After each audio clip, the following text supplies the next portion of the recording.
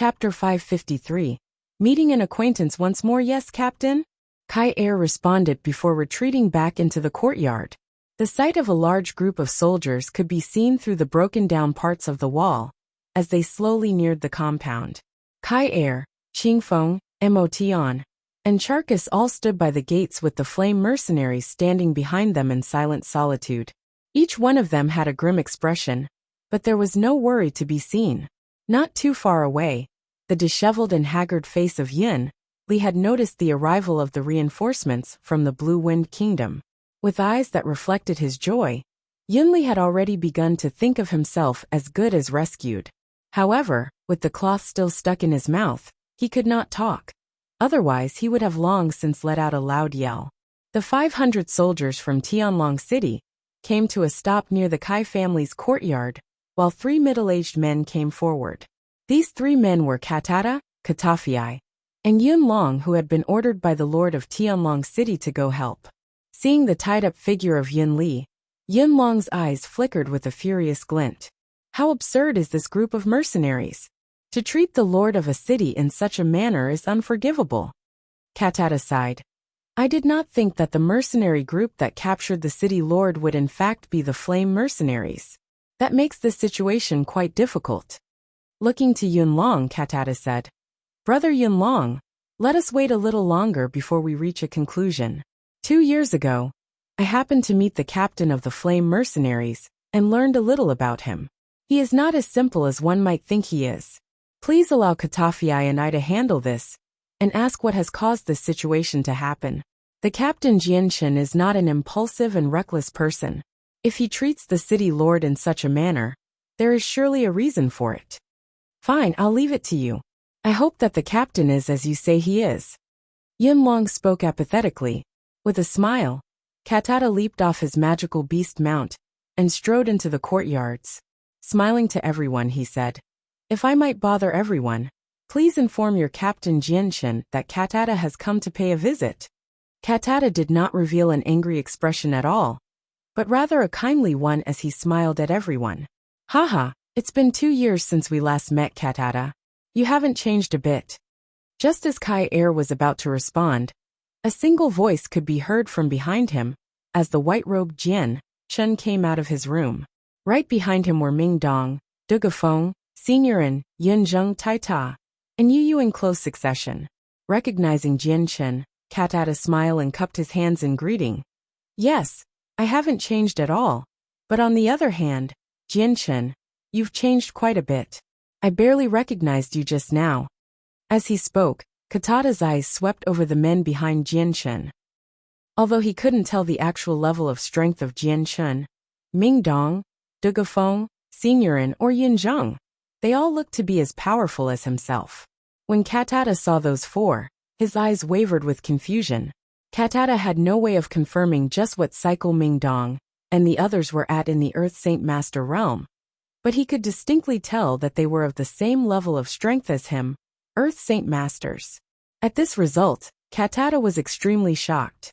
2 years ago, the flame mercenaries weren't nearly strong enough for him to take note of. Aside from Jian Chen, there were no other noticeable figures.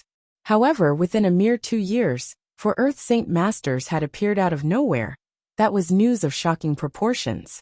Haha, Captain Jianshen, these 4 brothers must be your friends. Katata laughed. Knowing that Katata was trying to discern the relationship between the 4 men behind him and himself, Jianshen smiled. They are members of my flame mercenaries. Katata could only grumble to himself in silent pain. If the flame mercenaries had 4 Earth Saint Masters, then his strength had been curbed here. He had originally thought that this would be a simple task, but now that the opposing side possessed such a large strength, Katata felt that he and the others wouldn't be enough for this task. Katata showed no emotion on his face other than a faint smile. Captain Jianshen, I did not expect the flame mercenaries to grow so much in 2 years. I am truly impressed. Jianshen returned the smile, having no desire to skirt around the issue with Katata. He said, Katata, you must have come to Wake City for the purpose of saving Yunli, I assume. Seeing that Jianshen had taken the initiative to speak, Katata minced no words either. Thinking for a moment, he nodded his head. You are correct. We came here to Wake City on behalf of the city lord all the way from Tianlong City. Katata's face grew stern as he continued to speak to Jianshen. Jianshen, I don't know what issue was started between you and the lord of Wake City, but your treatment of a city lord has made the lord of Tianlong City startled. Some time ago, my flame mercenaries managed to obtain a Class 5 magical beast, but a mysterious assailant snuck in and stole it one night. That assailant also killed a senior figure of my flame mercenaries unfortunately. This mysterious assailant was found out to be the city lord, Yunli. Jianshen stated calmly. Katata was silent for a moment before saying, Jianshen, even if what you say is true, he is still the lord of Wake City, and an official of the Blue Wind Kingdom. You cannot treat him in such a manner. Even if there is a crime, you should have let the Blue Wind Kingdom deal with him. Why not release him for now? Jianshen shook his head without hesitation. Katata, I know that you come from Yunli, but I have made my decision, and no one will be able to change my mind. It would be best for you to return. Jianshen, have you thought about the consequences of your actions if you do this? Katata spoke. What consequences? I care not for them. I, however, am resolute on executing him. Jianshen replied. Seeing how Jianshen was still unperturbed about the matter, Katata let out a sigh in his mind. This expression of Jianshen meant that there would be no point in trying to waste words and energy to convince him. Yunlong strode forward at this moment. Flame mercenaries, release the city lord immediately. If not, then you won't like the future consequences in store. Yunlong did not bother to negotiate with Jianshen, nor be as gentle as Katata was. Although he knew that there were 4 Earth Saint Masters here, he did not have any fear for them at all. With the Tianlong City supporting and championing him, as a representative of the Blue Wind Kingdom, people as trifling as a mercenary group was thus far beneath his notice. Yunlong's words had caused Jianshen to knit his eyebrows together in irritation. Smiling coldly, Jianshen said, What was that? It looks like I'll just have to see if my flame mercenaries will be able to handle these consequences then. Yunlong snorted. If you wish to die, then don't blame me. Allow me to experience the might of your flame mercenaries. With that, Yunlong materialized a bright silver sword in his hand as he sent a beam of white light toward Jianshen. He then transformed into a blurry shadow that shot toward Jianshen as well. Seeing the white light, Jianshen was slightly surprised. So he is an Earth Saint Master with Radiant Saint Force. But what good is your Radiant Saint Force? Allow me to see what you got. After Jianshen spoke, Ming Dong piped up and transformed into a bright ray of azure light that zoomed toward Yunlong Bang. When the milky white light of the Radiant Saint Force came into contact with the azure light of the Wind Saint Force, an explosive boom could be heard as ripples of energy surged out like water into the surrounding area. The marbled ground began to fracture once more into a series of spiderweb-like cracks. A single strike later, Ming Dong could be seen standing without a change in expression. On the other hand, Yunlong had been sent staggering back several feet with shock and disbelief on his face as he stared at Ming Dong. You've reached the 6th cycle of being an Earth Saint Master. Yunlong cried out in disbelief.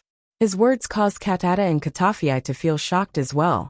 A 6th cycle Earth Saint Master was a paramount existence for all Earth Saint Masters. All they needed was a single step to become a Heaven Saint Master. Such an individual like this was strong enough to be able to fight Katata, Katafii, and Yunlong to a standstill without a problem. What? A 6th cycle Earth Saint Master? I'm impossible. Yunlong was dumbfounded. Compared to a 6th cycle Earth Saint Master, a 2nd cycle Earth Saint Master was completely insignificant. Laughing, Ming Dong replied, And yet you tried to say that our flame mercenaries would be unable to handle the consequences with your strength. How haughty and arrogant of you. Yunlong's face turned pale white to pale green in an unchanging flow of color. Earlier, he had underestimated the flame mercenaries. He never would have entertained the thought that the flame mercenaries would actually have a 6th cycle Earth Saint Master. Chapter 554. Exit. Standing awkwardly in the courtyard, Yunlong and Katata were now stuck in a rather difficult situation. The strength of the flame mercenaries had been beyond their expectations. If they were to use force now, then their side would be hurt the most. At the same time, if they were to retreat, it would be quite shameful and would serve as a slap to their faces. With a calm voice, Jianchen turned to speak to Katata. Katata, you should turn back. This matter with Lord Yinli is something you should not interfere with. My flame mercenaries will make no compromises on this matter. Jianchen was not at all close with Katata. However, since they had once fought shoulder to shoulder 2 years ago, during the beast invasion wave in Wake City, Jianchen did not wish to make things too difficult for him. So he had spoke with a softer voice. Katata sighed and gave a complicated stare to Jianchen. Very well then. Jianchen, if you are so determined to choose this path, then you leave us with no choice. We'll leave this for today. With that, Katata pulled the still ashen-faced Yunlong away. They got onto their magical beast mounts and lead the group of 500 soldiers back to Tianlong City. Still kneeling on the ground, Yinli's face was despondent, and his eyes reflected his despair as he watched Katata and the other two ride away.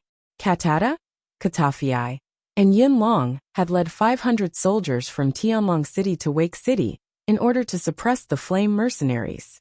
In the end, it was the flame mercenaries that had done the suppressing. The mercenaries had forced the group away without achieving their goals. News of this spread across Wake City like fire, and caused many of the civilians to begin to re-evaluate the flame mercenaries. Without rest, the group from Tianlong City rushed back on their mounts straight to the city lord's mansion in order to report what had happened. Their story of what happened in Wake City was recounted for the lord to hear.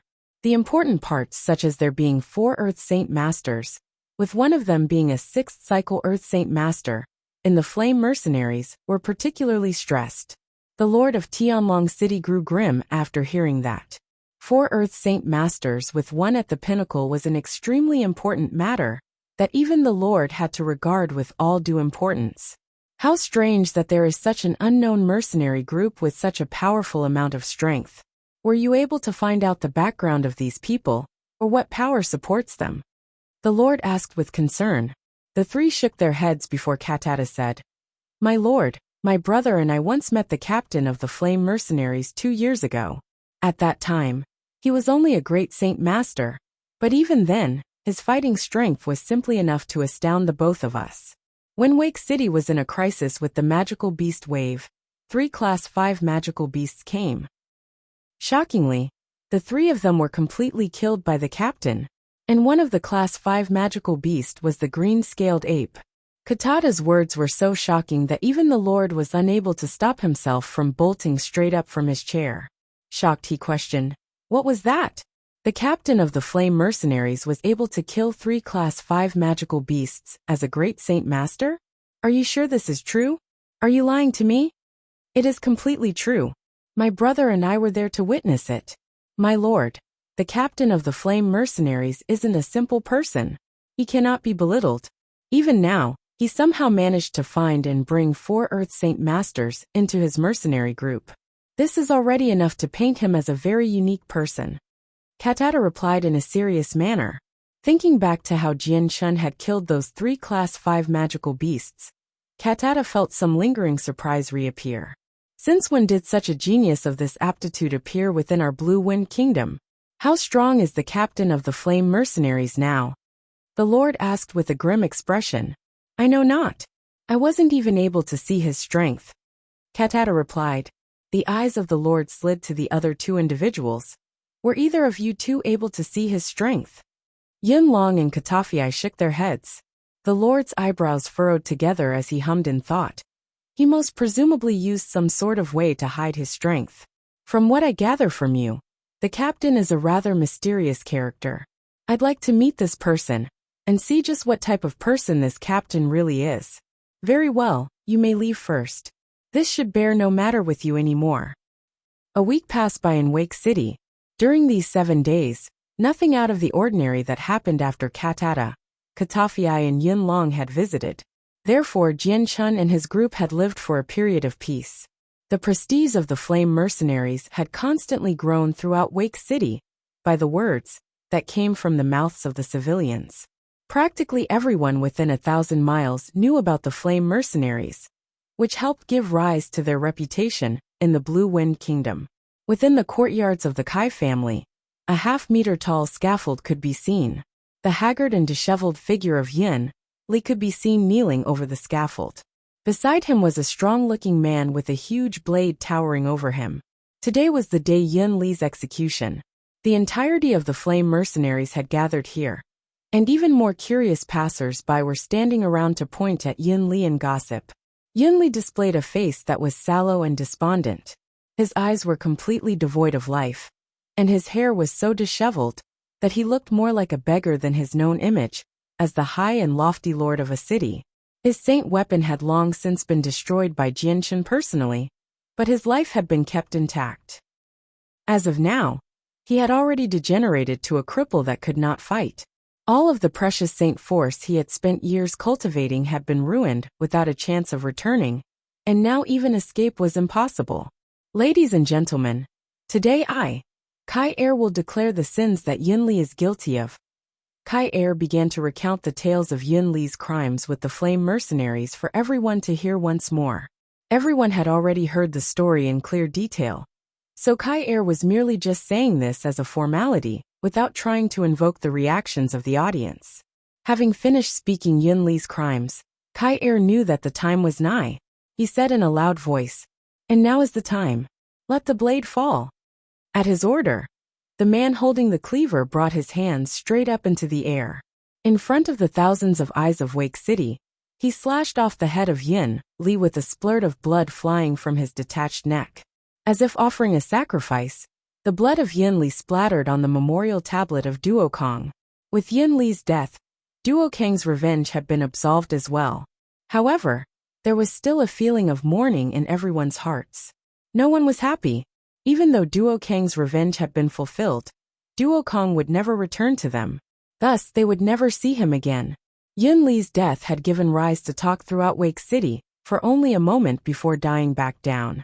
Although Wake City was now without a lord, the business and everyday life was completely unaffected. It continued as usual. Commander Duo Li was now in charge, and had rarely been seen in the city.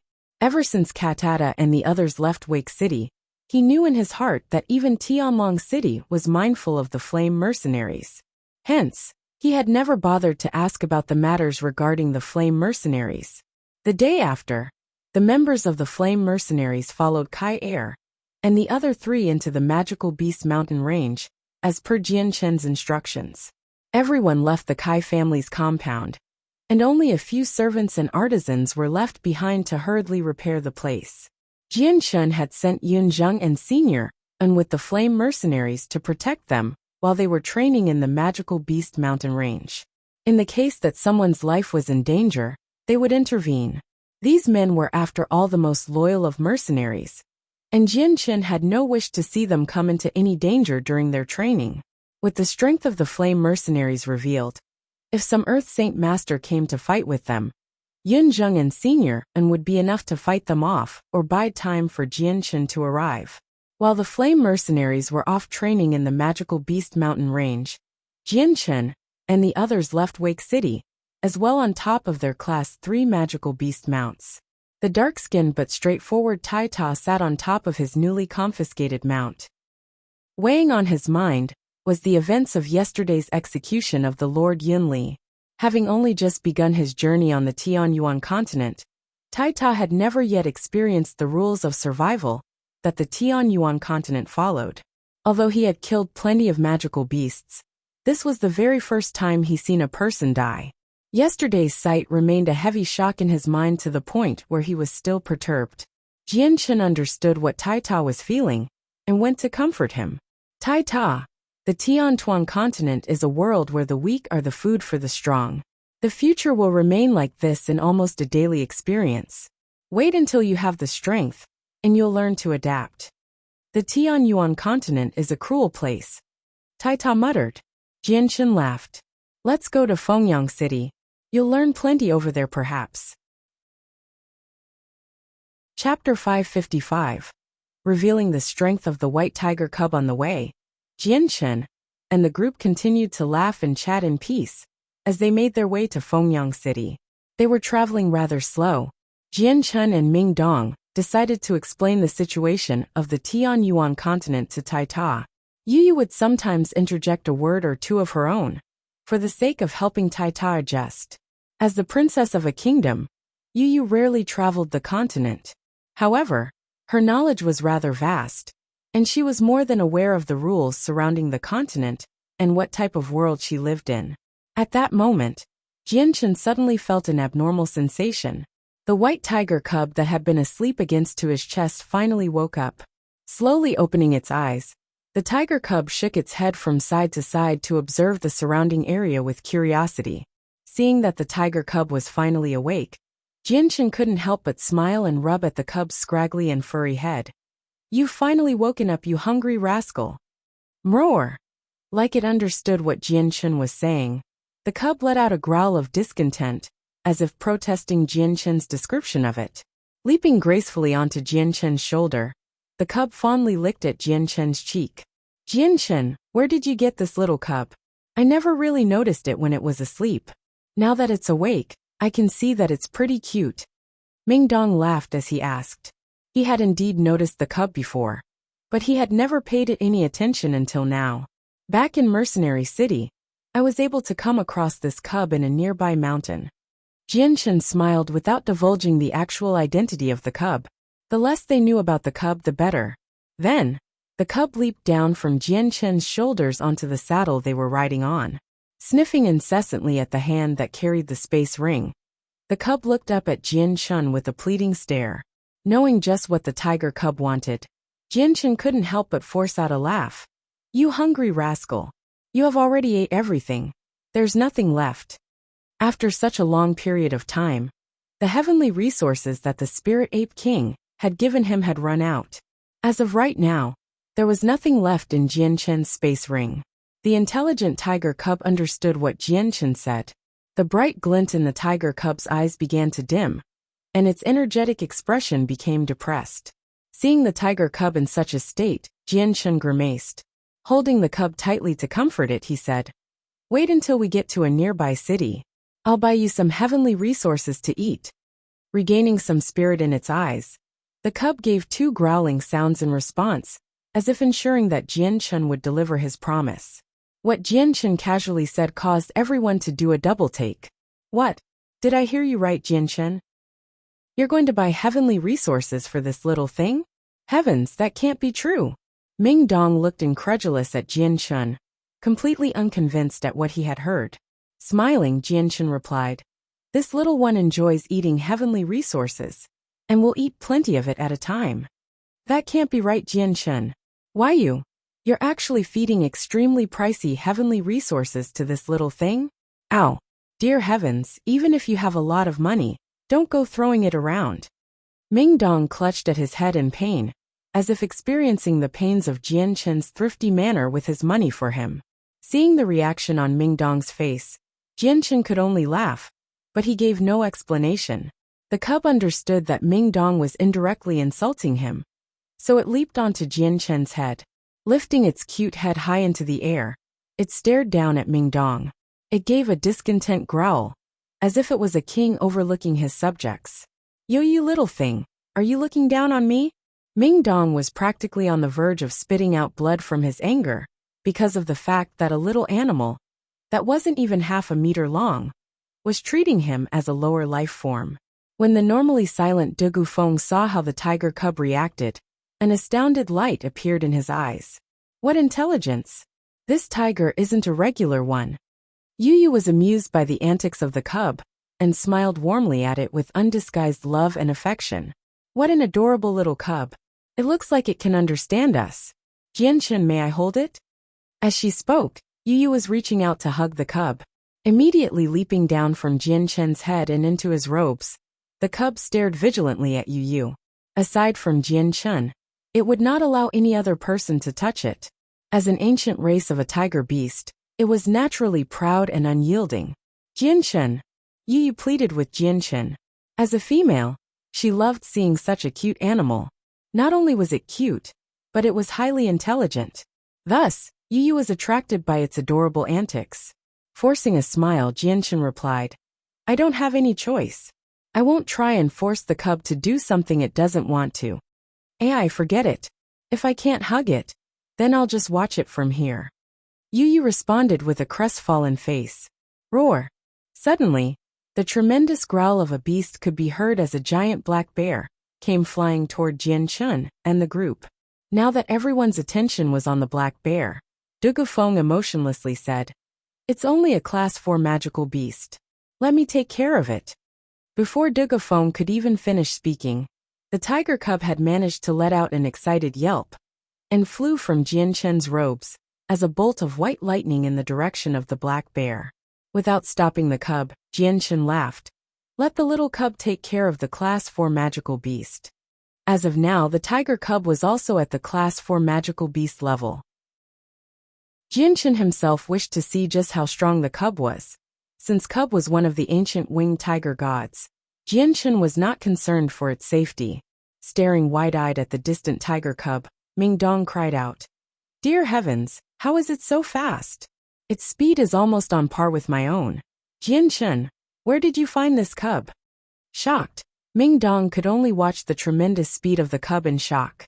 Dugufeng and Yu were equally shocked at the cub with utter disbelief on their faces. Don't underestimate the cub. This tiger cub may be small, but it has the strength of a class 4 magical beast as well. However, I can't tell you where I got this cub.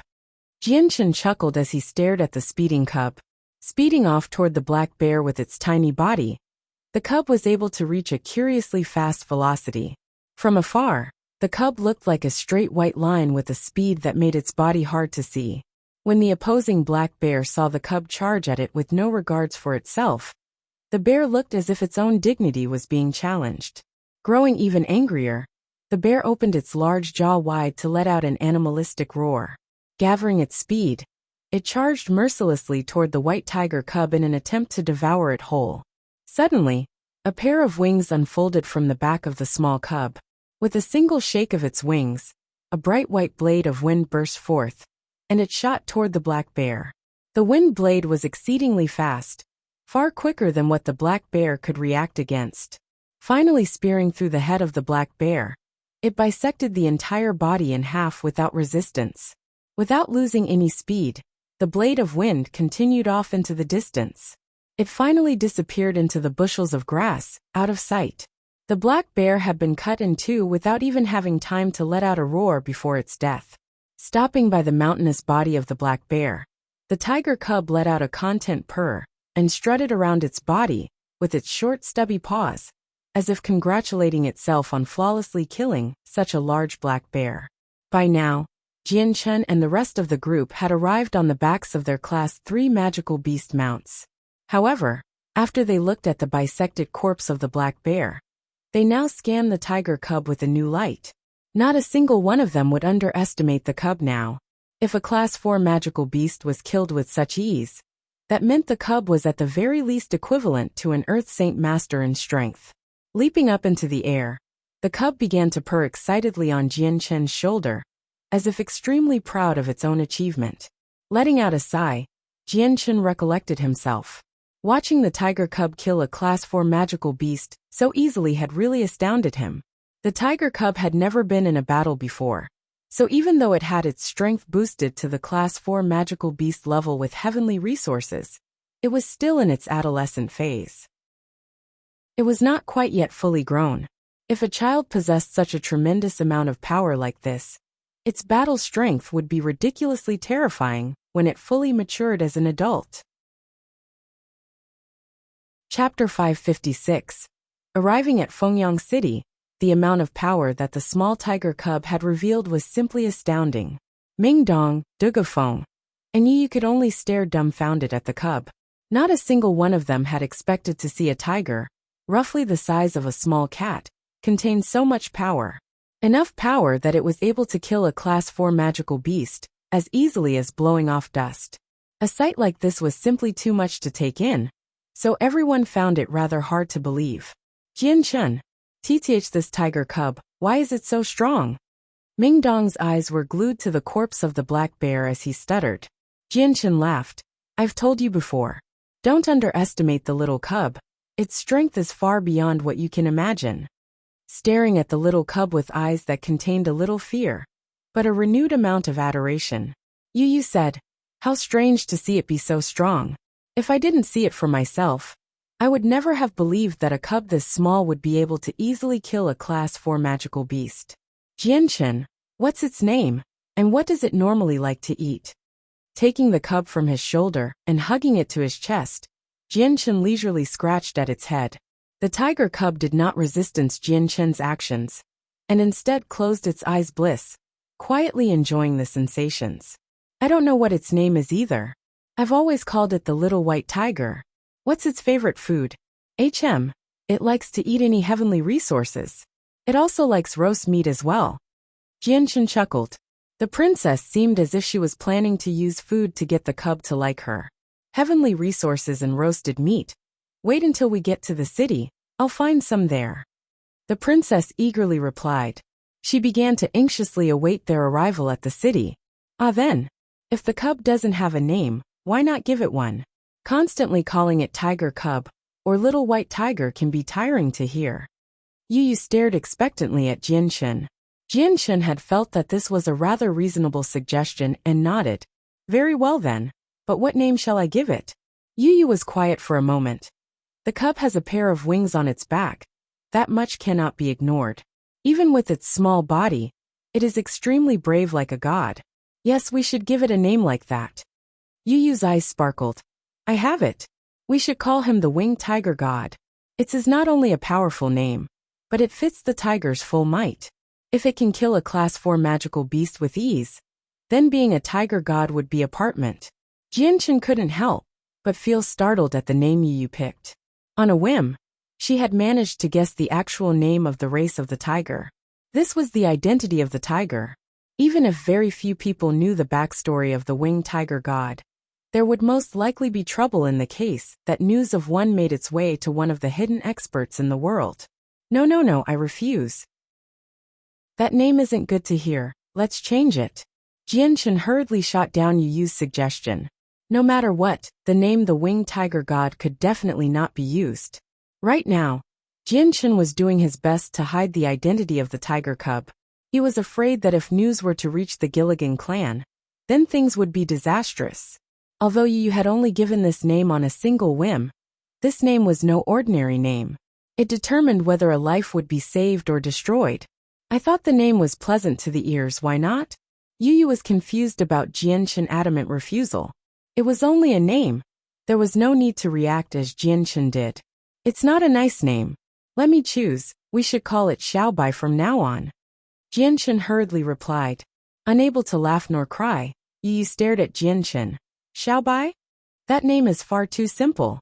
It doesn't show how strong the cub is at all. It sounds even worse than mine. I don't feel that it's a bad name. The cub has fur as white as snow and is small. Xiaobai suits it rather well." Jianchen looked at the cub in his robes and asked, "From now on I'll be calling you Xiaobai. Do you like that name?" "Mroror." The cub nodded its head in excitement and stamped its short forepaws against Jianchen's chest repeatedly, as if it favored the name. Somewhat satisfied, Jianchen glanced at Yu.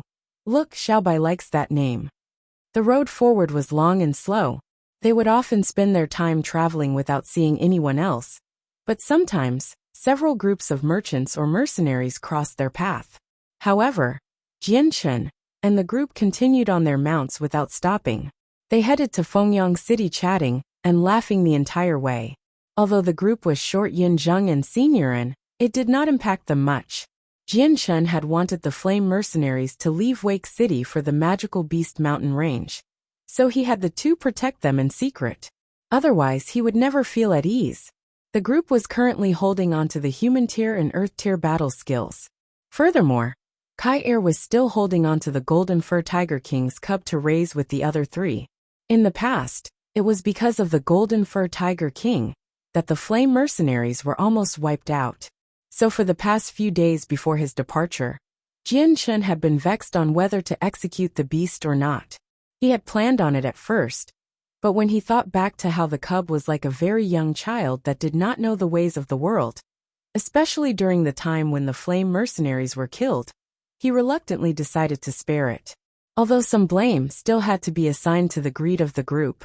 If the group had not seeked out the cub, then they would not have incurred the wrath of its mother and fallen to such a disastrous position. The senior figure Duokong had been killed because of the Golden Fur Tiger King's cub as well.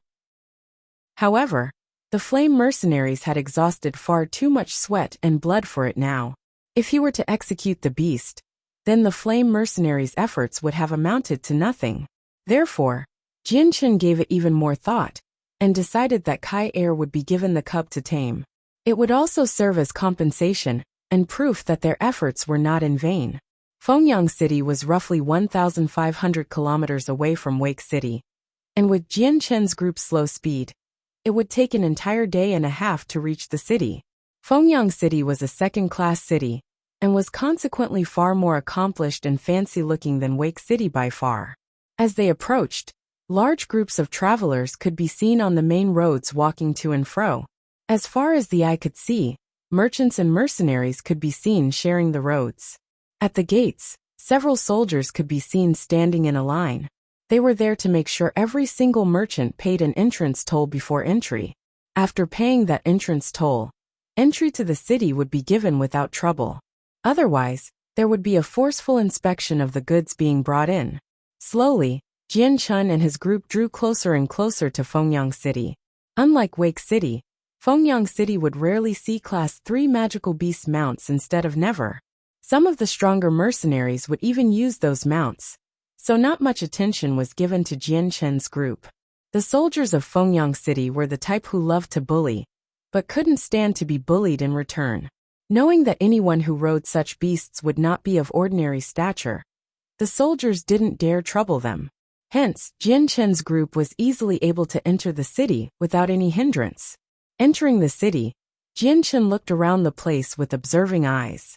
In his mind, the visions of the past events that happened in this city appeared in his mind, like an animation. 2 years had already passed since his last visit, but Jian Chen was still able to remember the events that happened. In the past, he had brought 2 Class 5 magical beast carcasses into the auction house, causing a stir. The greedy hearts of the families and clans caused them to try to steal the carcasses from him. It was only after a valiant effort that he was able to escape, but an Earth Saint Master had managed to chase after him and force him down a cliff. Arriving at a rather decent inn within the city, Jian Chen had everyone book a room and tidy up their affairs. After all that was done, he turned to Dugafeng. Dugafeng, there is a Heavenly Phoenix auction house within this city. Take these 2 Class 5 monster cores and auction them off. Remember not to reveal your strength. However you wish to do it is up to you. Jian Chen, you're not exactly short on money. Why are you auctioning off 2 Class 5 monster cores? Ming Dong asked in confusion. Even Dugufeng, and you were rather confused by the actions of Jian Chen. Jian Chen gave a secretive smile. I have my reasons for what I do. Don't ask for now. It'll become apparent to you soon enough. Very well, I know what to do. Dugafeng replied as he took the 2 monster cores from Jian Chen. One more thing. Don't let the auctioneers learn of our identities. I know you are capable of this. It shouldn't be difficult for you at all. Jian Chen complimented. Dugafeng gave a nod of his head. Understood. With that, Dugafeng left the inn with the monster cores. After Dugafeng left, Jian Chen decided not to stay in their rooms. Let's go eat something. Then we'll go on a walk to see if there are any heavenly resources available. Chapter 557. Conflict. Jian Chen and the others walked downstairs. The inn was serving plenty of local delicacies, so they decided to sit down at a table to eat. Although there were no heavenly resources for the tiger cub to eat, the smell of the food was extremely delectable. Seated right next to Jian Chen, the tiger devoured a platter of roasted meat, much to the curiosity of everyone else around them. Xiaobai, come eat this. It's delicious. The delicate and jade-like hand of you lifted a piece of roasted meat toward the cub, as if to coax it. Her limpid eyes stared unwaveringly at the cub with an expression of love that was all too noticeable. The cub didn't even bother to look up as it continued to eat the platter of food in front of him with gusto. The rate at which the food was devoured was almost as if the tiger cub had been starved for several days. With the cub completely ignoring her, the princess let out a depressed sigh. She propped her chin on her left hand as she stared at the hungry tiger with worry. Jianchen, just what in the world did you do to capture Xiaobai's heart? Why is it so attached to you while it ignores me completely? What do I have to do in order to get Xiaobai to accept me? You pleaded with Jianchen. Shaking his head with a small smile, Jianchen replied, I really don't know either. However, if you like Xiaobai so much, then I can only assume that after some time, Xiaobai will slowly come to accept you. By now the cub had completely finished the platter. With eyes that were as equally as pitiful as Yu's eyes, the cub stared at Jianchen as if it wanted more. Laughing, Jianchen scratched at the cub's head gently. Waiter, another platter of 5-spice roast meat. Make it a big platter. Got it, came the enthusiastic response of the waiter, who quickly reappeared with another platter of meat for the cub. With the aroma of the scent being so deliciously tempting, the tiger cub could resist no longer and began to eat the meat. Waiter, prepare your biggest private room. The second master of the Haiming clan will be dining with the third lady from the Yin family. Suddenly, a resonating cry could be heard from outside the inn, as a single middle-aged man came striding in with a voice that demanded respect. Yes, I will prepare a room right away. The Haiming clan and the Yin family were both very well-known names in Fengyang City, so the waiter immediately dropped his other tasks and went off to prepare a room. After the waiter retreated, the soldier turned around. He gave a smile to the people outside the door. Second Lord, third lady, if you would please. A 20-something-year-old male with a haughty face could be seen walking in. He was dressed in white robes to give off a handsome look.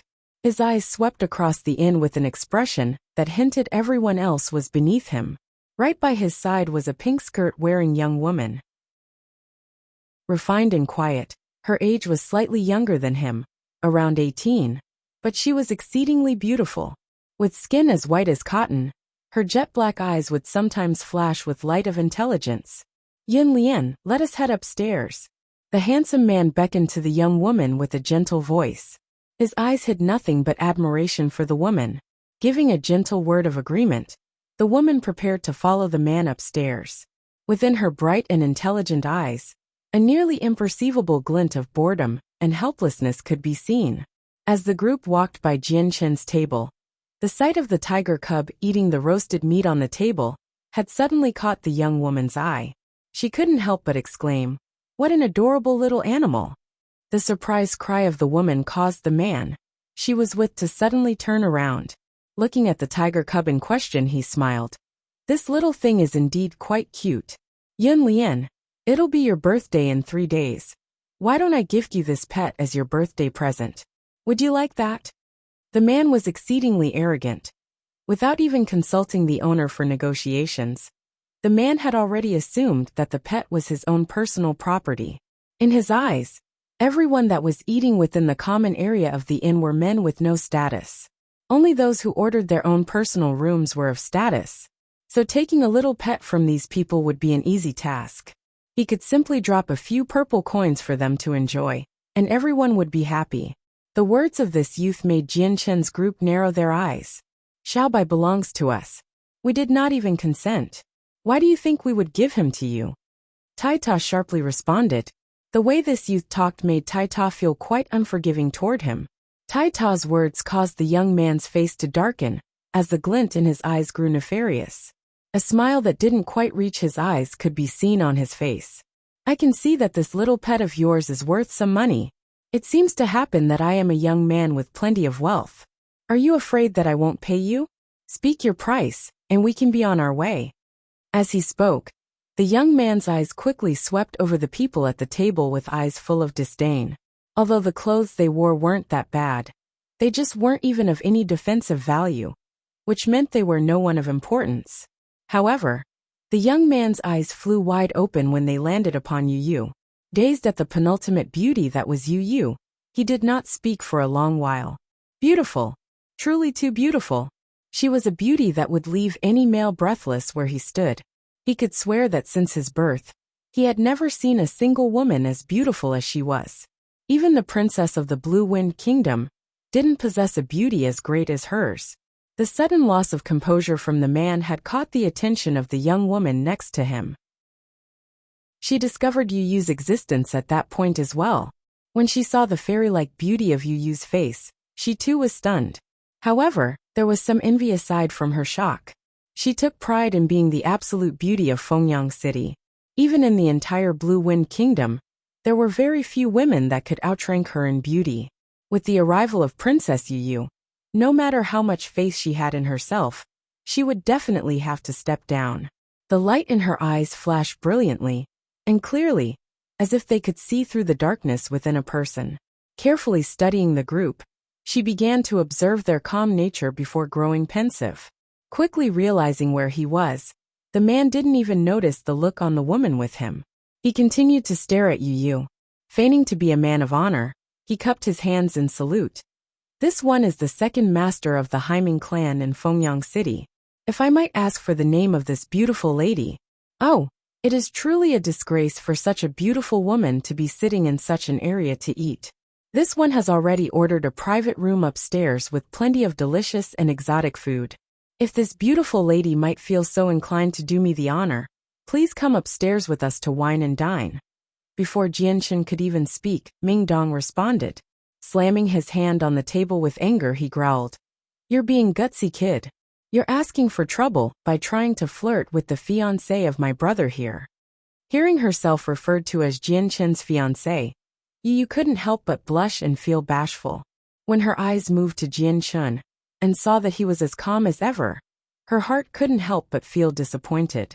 Ming Dong's words had caused the entire inn to grow silent. Even a crow or peacock would refuse to make a sound in this tense environment. Pausing mid-speech in their conversations, every diner in the inn stared at the table where Ming Dong was. Many of them sighed to themselves when they realized the situation. Within Fengyang City, no one could handle the consequences of fighting the Haiming clan. The young man's face hardened with fury. As the second master of the Haiming clan, his status was majestically high. Standing within this inn and being scolded by such an insignificant person was an unbearable shame to him. Men, come and take away this sharp-tongued fool. Then carve out his tongue. The man barked out for his soldiers to hear.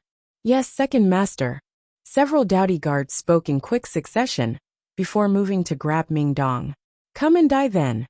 Ming Dong's eyes coldly flashed. His right hand shot forth with a burst of saint force. It flew forward and struck the nearby soldiers, causing them to fly away with blood coming from their mouths. Ming Dong's actions stunned the entire inn into silence. Their opinion of Ming Dong drastically changed after this display, and no one dared to belittle him now. The young man was wide-eyed at this display of strength as well. He didn't think that the strong guards he brought with him would be so easily thrown back. A strength like that was quite unbelievable. The man had not been cowed just yet. Barking at Ming Dong, he yelled, You dare strike at my Haiming clan? Aren't you the one asking for trouble? Sneering, Ming Dong replied, You're the one seeking trouble. Go ahead and get lost. Ming Dong pulled at the robes of the man and threw him mercilessly through the window and into the streets. Ming Dong's strength had been so massive that the man tumbled across the ground with enough force to shatter the marble beneath him. With a miserable scream, the young man's face grew deathly pale, but he did not crawl up from his position. After being tossed by Ming Dong, his entire body had been broken in several places. The people in the streets quickly began to talk in a large hubbub as they pointed at the young man. When they realized just who the youth was, their mouths instantly snapped shut. They spoke no more. Despite this, some of them looked gleefully at the miserable state of the man. Under the stares of the crowd, the young man's anger reached a boiling point. Glaring angrily at Ming Dong, he growled beneath his breath, Just you wait. I'll definitely remember this. The affairs that happened today would become an unwashable shame that he would never be rid of. This was the biggest humiliation that he had ever experienced within Fengyang City. Chapter 558. Draconix with Jianchen, and the others no longer felt in the mood to eat after such an event. Throwing down a purple coin, they left the inn. The woman stood still without a word as she stared at the retreating figures with a light that betrayed nothing of her thoughts. After Jianshen's group left the inn, they began to stroll around Fengyang City. This was the very first time Tai Ta had ever been in such a luxurious-looking city. As they walked, his head swiveled back and forth. He took in all the sights while curiosity filled him. Not a single sound could be heard from his mouth, and in that moment, he was the epitome of a villager visiting the city for the first time ever. Plenty of people on the streets found themselves turning their heads to look at Yu because of her stunning beauty. Plenty of surprised whispers could be heard, and many mercenaries made less than discreet eyes at her. There had been several young masters, who thought themselves to be quite handsome, that tried to come up and court Yu. Each and every one of them had been kicked back by Ming Dong. In the end, Tai Ta couldn't handle it anymore, and took it upon himself to protect the princess as well. Yu had long since been immune to the gaze of the common populace, but with so many of them being so annoying, she gave up and bought a cloak from a nearby shop. It covered her face so that there would be fewer problems. Unbeknown to them, 4 hours had passed since the start of their saunter. They had attempted to buy heavenly resources from any store that would sell them. However, none of the rare ingredients sold by the stores they visited were over 100 years old. The very sparse few that were still not old enough to be of any assistance to the tiger cub. Their price tags had been overwhelming as well. So Jianshen continued on empty-handed after visiting several stores. Let us go to the free market then. Jianshen made a proposal before heading in a certain direction with the tiger cub and the others. Casting an eye behind them, Ming Dong's eyebrows furrowed together with an impatient look. Jianshen, shouldn't we get rid of those annoying gnats behind us? Forget about them. If they want to follow us, we'll let them. Jianshen replied without even looking back. At that moment, a drumming sound could be heard from the front as a group of red-robed men came striding through the city with a huge clamor. The scene looked like a wedding concession with the festive celebration, but the contents of their words caused everyone on the streets to feel stunned. Good news, everyone. Our Heavenly Phoenix auction house will be auctioning off 2 Class 5 monster cores 7 days from now. The man leading the group was speaking through a giant, gold horn with a blast of sound that could be heard in all directions. What? The Heavenly Phoenix auction house has Class 5 monster cores to sell, is that true? Heavens, more have appeared? And there's 2 of them at the same time, did I hear that right? If the auction is going to be selling one of those, we must go and inform the Lord. The news shocked everyone. A Class 5 monster core was a very rare thing to come across anywhere other than a first-class city. With the second-class Fengyang City coming across 2 of them at once to sell, it was far too much to take in. 1 core was one thing, but 2 cores were another. Everyone had begun to react in varying manners to this bombshell of information. Some of the mercenaries and merchants began to buzz with words while the men with powerful backgrounds retreated to their respective families. They reported the matter to the head of their family. Jianshen smiled when he heard the news. The Heavenly Phoenix auction house works quite fast. In such a short amount of time, they already created a huge uproar. Though 2 Class 5 monster cores appearing out of nowhere should create such an attraction, the fact that there were 2 Class 5 monster cores being auctioned off by the Heavenly Phoenix auction house bore no influence on Jianshen's group. Hence, they continued to travel on their way to the free market.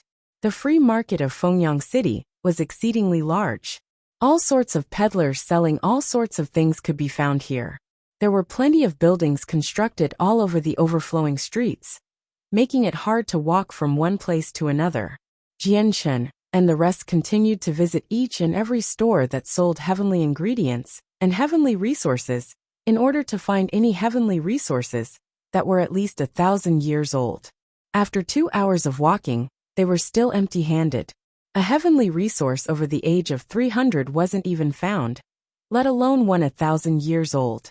Only a few stalks of 100-year-old ginseng were uncovered, but they had exorbitantly high prices. The more important thing was that a ginseng of that age would no longer serve any purpose to the Class 4 magical beast tiger cub, and would be the same as being fed some bok choy. Master, I've discovered some draconix wood. That is one of the materials that can be used to forge the hilt of the azulate sword. Hurry and buy it. Suddenly, Ziying's voice could be heard in Jianshen's mind. Jianshen faltered for a moment as a smile overcame his face. Hurriedly he asked Ziying, "Where is it?" As soon as he asked, a strange sensation flooded his mind. At this moment, there was a strange connection between his spirit and a peculiar but mysterious object that brought his eyes to a nearby building. Without hesitation, Jianshen walked into the building at a brisk pace. "Hey Jianshen, where are you going? Wait for us."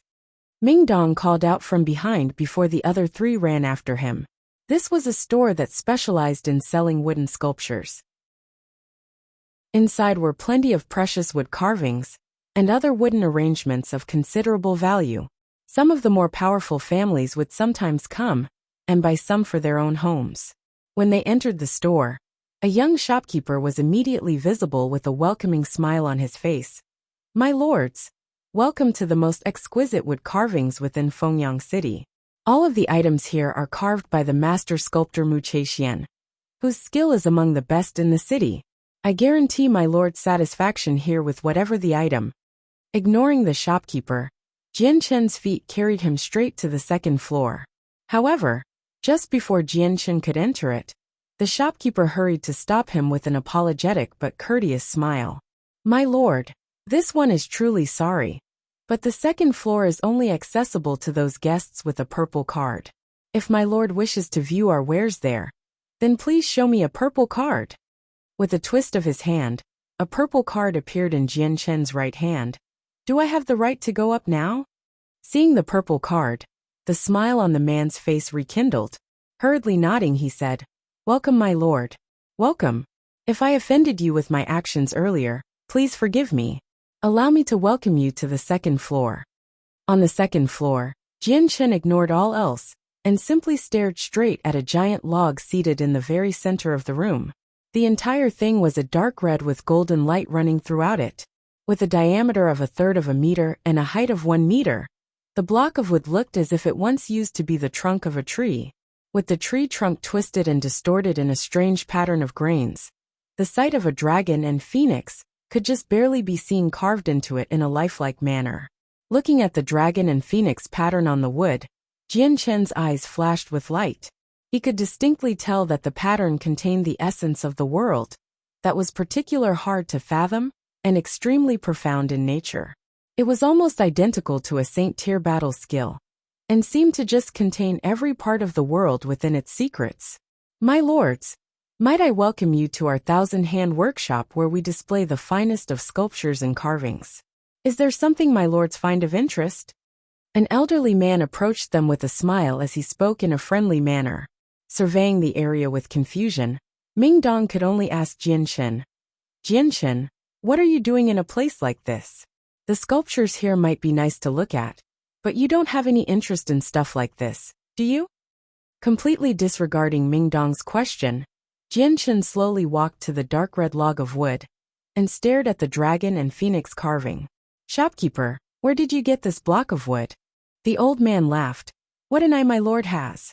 This magical piece of wood is the treasure of our 1,000-hand workshop. It's rumored that it was taken from one of the wild zones of the Tianyuan continent, the Sea of Yangfire. It is there that this piece of wood was baptized by the strongest of flames and became as hard as steel. Flames cannot burn it, and steel cannot break it. This is truly a treasure among treasures. Just how much are you exaggerating? An item brought back from one of the wild zones of the continent would indeed be an item in great demand. But would one really end up in a second-class city? Do you take us to be 3-year-old children that are easy to bully?" Mingdong snorted. "Haha, this rotten old man knows that my lords will not believe me. Even if you believe me or not, this piece of magical wood is truly worth what it is as a treasure. That cannot be changed." The elder laughed without being insulted. Jianshen's eyes slowly moved away from the block of wood as he tried to restrain the surging emotions he felt within him. With a calm voice he asked, "How much for this wood? Name your price." Seeing that Jianshen was interested, the shopkeeper's eyes lit up. Hurriedly he said, "What an eye my lord has! This old man greatly admires such an eye. Since this wood is quite unnatural, as well as being the treasured jewel of this store. The price will be quite high. The shopkeeper didn't say a price, and instead held up 3 fingers. With wide eyes, Ming Dong said, "Don't tell me you're selling it for 300 purple coins. That's a huge price for a single block of wood." The shopkeeper shook his head. "My lords, if you take a look at this piece of wood, the naturally formed pattern on it is beyond what man can do. With that alone, a price of 300 purple coins is not enough to buy it. Then are you selling it for 3,000 purple coins?" Taita spoke with a look of disbelief on his face. The shopkeeper shook his head. "Incorrect, 30,000 purple coins." "What? 30,000 purple coins?" Ming Dong cried out. A price like that made him leap up into the air in shock. Swearing out loud, he spat. "You might as well rob me of my money. A single block of wood costing 30,000 purple coins? 300 purple coins was already beyond what I was willing to spend. But this price? Who'd ever buy it?" A smile appeared on Jian Chen's face. "If this piece of wood is indeed that price, then shopkeeper, I would like to purchase it." From the mouth of Ziying, Jian Chen had learned that this draconix wood was one of the materials used to forge the azulate swords. Materials like these were extremely rare in nature and priceless beyond all else. For something like this to be for 30,000 purple coins, Jian Chen only saw it as a delectable deal. Whether it was 30,000, 300,000, or 3 million purple coins, Jian Chen would purchase this without hesitation. The moment he knew an item was one of the materials for the azulate sword, he would buy it. Chapter 559, Prosperous Auction, 1. Realizing that Jian Chen was prepared to pay 30,000 purple coins to buy the piece of wood, the shopkeeper was sent into a daze. In the scope of Fengyang City, very few people could shell out such a sum for something like this. Anyone who could would never use it to purchase a piece of wood that would only serve as a piece of decoration in their homes. At the very least, this piece of wood had lain within the store for many years, and had attracted the eyes of just as many people. However, when they heard the price, every single person had been intimidated by it and retreated. 30,000 purple coins was not a small sum by any means. A sum like this could raise the status of an entire clan, as well as their power by a tremendous amount. Using so much money to pay for a useless block of wood was of no use to those clans. In disbelief, the shopkeeper looked at Jian Chen before asking with a quavering voice, "My lord, do you really wish to purchase this block of wood? It costs 30,000 purple coins." The shopkeeper was afraid that Jian Chen had heard wrong, and made sure that he stressed the price again. Taking out a purple card from his space ring, Jian Chen said, "Here is my payment. Take this. From now on, this block of wood is mine." The shopkeeper's eyes remained glued to the space ring Jian Chen had used to take the purple card from in wide-open shock. "SP space ring," he cried out in shock. The light he saw Jian Chen from was completely different than before. A space ring was an extremely precious storage item that was far better than a space belt, and it was also far more rare than one. Only the strongest and most illustrious figures would have the right to wear an accessory like that. At least in Fengyang City, only a meager 4 people were able to wear a space ring. Each one of these people were extremely important and influential. The first was the lord of Fengyang City, and the other 3 were the lords of their own clans. Before, the shopkeeper had only thought Jian Chen to be a young master of the city with plenty of wealth to spare. When he saw the space ring on Jian Chen's finger, that thought had been thrown out the window. From this ring, the shopkeeper could guess that this was not a youth he had seen before. This youth held an identity that was far beyond what he could possibly imagine. A space ring was far more reliable way to establish one's identity than a purple card. A person who possessed a space ring was a person that could not be looked down on. In a single moment, the shopkeeper's treatment of these shoppers changed to an extremely respectful manner. Smiling wide, his face reflected the ideal shopkeeper's face when talking to a customer. The 30,000 purple coins were quickly traded to the shop. Handing the card back to Jian Chen, the old man smiled. "Esteemed lord, here is your card. This piece of wood is yours now." Receiving the purple card emotionlessly, Jian Chen took the block of wood and stored it in his space ring along with the card. Jianchen, you really bought a piece of wood for 30,000 purple coins. Taita stared at him in shock. His heart felt as if it was about to collapse on itself. 30,000 purple coins was a tremendous amount of wealth, and Jianchen had used it to purchase a block of wood. The materials he had for the azulate swords had increased by one more with the Draconix wood in hand.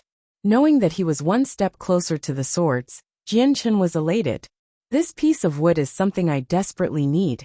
Its value to me is beyond what you could imagine. He smiled.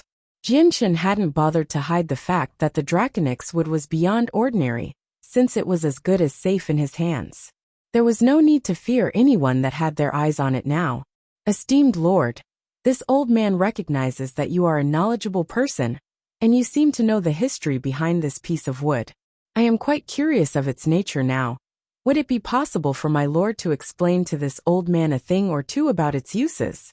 I would like to further my realm of knowledge. The man inquired with a pleading tone.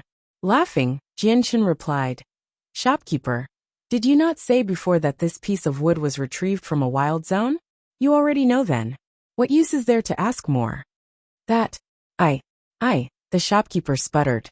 When he had said that the wood was from a mysterious place, it had been a fabrication he knew nothing of. It was only meant to raise the mystique and price of the wood. What he didn't expect was that he would meet someone more knowledgeable about it than him.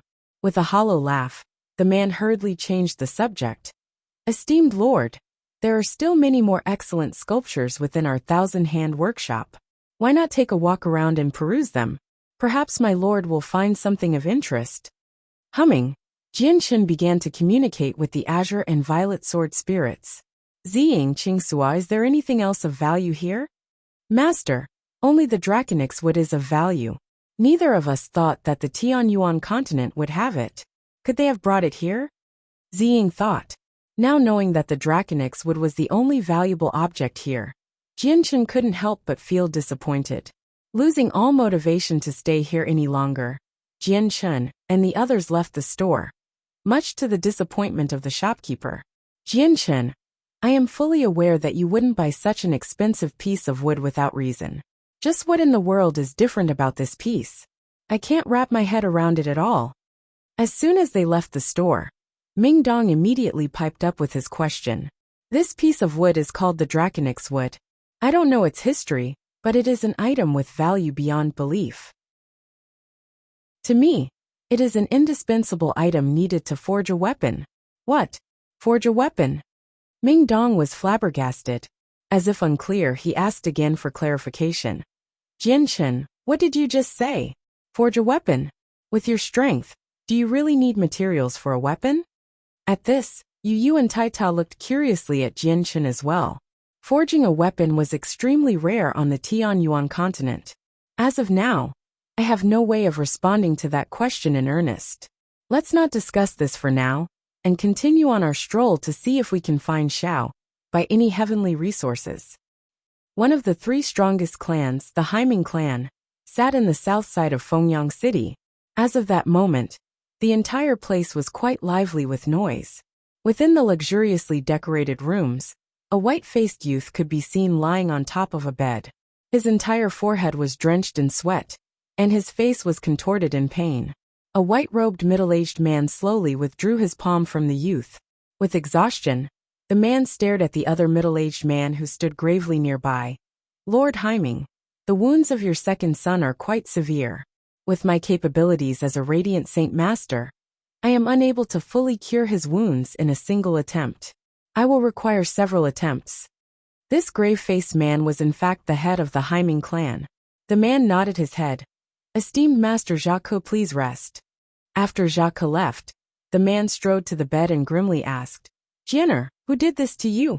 Father, you must take revenge for me. The youth began to recount the events that happened with even more details added to the fire like oil. So he shifted the blame completely onto Jianchen. Listening to his son, the head of the Haiming clan narrowed his eyes before sighing. The Heavenly Phoenix auction is currently selling 2 Class 5 monster cores. The auction has sent the entire city into an uproar. For now, let's set aside this issue until this matter with the monster cores has been fully resolved.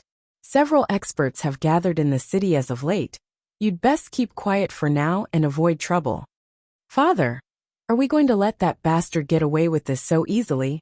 I was humiliated in front of the eyes of many people. If our Haiming clan sits by the side and does nothing, then how will the people of Fengyang City see us? What face would we have to continue to call ourselves one of the 3 strongest clans of the city? The youth sputtered in indignation. That's enough. I will make the preparations, but now is not quite the time for it. Acting rashly will only create a new knot in the tree. Stay here and continue to recuperate. With that, the man left the room. Within a large courtyard in another part of the city, a red skirt-wearing woman sat next to a window with a troubled expression. Who would have known that the Heavenly Phoenix auction house would suddenly sell 2 Class 5 monster cores at this time?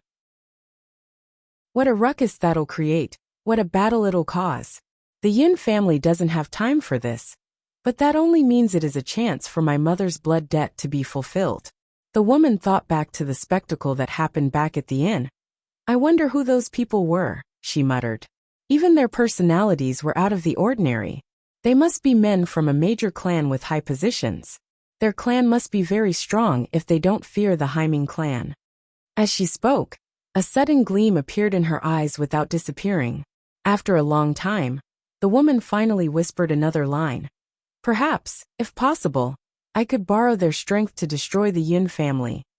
Jianchen and the others continued to stroll around the city a while longer before finally returning to the inn they were staying at. They had traveled to many different streets and stores today. Aside from the Draconix wood, they had found nothing to show for their efforts.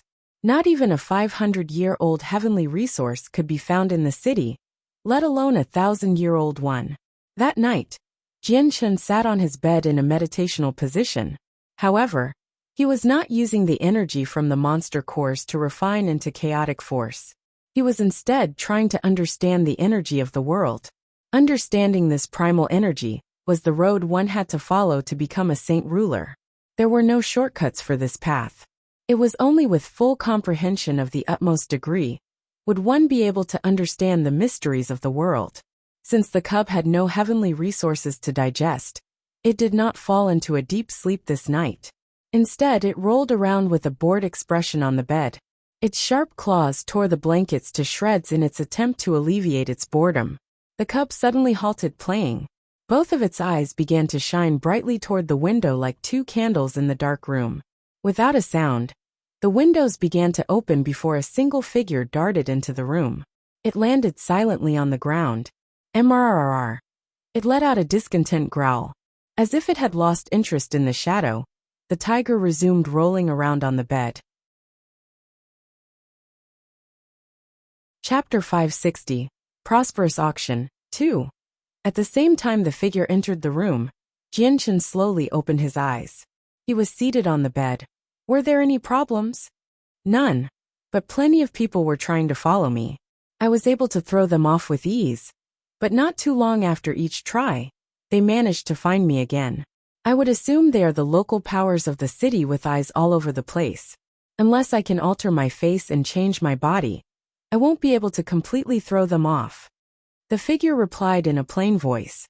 It was Dugafeng. Yes, this situation was within my expectations. A Class 5 monster core is far too rare of an item to appear in such a city like this. Not attracting their eyes would be strange. Jianchen pondered. Dugafeng, for now. Hide yourself and do not let them find you. Do not reveal your strength either. Otherwise, it might hinder my plans. I understand. Dugafeng emotionlessly responded. Although he was confused by what this plan was, he did not voice his concerns. You may go. Wait until the auction ends before convening with us. Jianchen commanded. With a faint nod, Dugafeng said nothing more, and disappeared into a black shadow out the window and without a sound. Waving his hand, Jianchen blew the window covers back into their closed position. News of the fact that the Heavenly Phoenix auction house was selling 2 Class 5 monster cores had quickly spread throughout Fengyang City, like a torrent of rain on the roofs of every household. The very instant they heard that the Heavenly Phoenix auction house selling them, many of the more powerful families had sent out a flying-type magical beast to give reports to distant places. Within a mere 4 hours, everyone within a 1,000-mile circumference had heard the news. Class 5 monster cores appeared within first-class cities at a decent rate, but they were still considered a rare sight. Now that 2 of them had appeared in a second-class city, everyone who heard the news was rather taken aback by it. Not long later, every single person that was in charge of a local power came running over. They brought along their strongest experts as they rushed to Fengyang City. Despite there being time until the auction, everyone was impatient to get there as fast as possible. On the second day after the news was sent out, many strong individuals had already shown up in Fengyang City on their mounts in numbers of 100. When these people arrived in Fengyang City, the power holders of the city felt a considerable amount of pressure. The leaders of the 3 strongest clans had convened to form a collaborative might that would discourage anyone from trying to knock them out of their positions. Although it was very unlikely that something malicious would occur, this collaboration would let all of the foreign visitors know who the strongest were in the city and show that they were not to be trifled with. Following the arrival of these men, the Heavenly Phoenix auction house grew rather lively. There was someone practically every day who would come to inquire about the Class 5 monster cores. Some would ask to verify if it was true, while others came to ask just which individual had supplied them. No matter how highly the Heavenly Phoenix auction house safeguarded their secrets, the power of these foreign individuals was not to be belittled. After a good amount of work, they were able to uncover a shallow bit of information about who supplied them. Soon this piece of information made its way around the city. Dugafeng found himself watched by the eyes of many. He was not capable of changing his face as easily as Jianchen was. And even with his strength as an Earth Saint Master, there were far too many informers that scoured every nook and cranny of the city to find him. With his prideful nature, he was loath to hide in a dingy and desolate area. Neither did he wish to continue running and hiding from the weaklings that chased him. However, Jianchen had told him to keep his identity hidden, while not taking any drastic measures. In the end, Dugafeng's arms and legs were tied. Without using his skill to intimidate everyone, he could only temporarily leave Fengyang City. News of Dugafeng's departure from the city had quickly made its way around. How could anyone who wasn't an Earth Saint Master possibly hope to catch the fast Dugafeng after he entered the vast outskirts?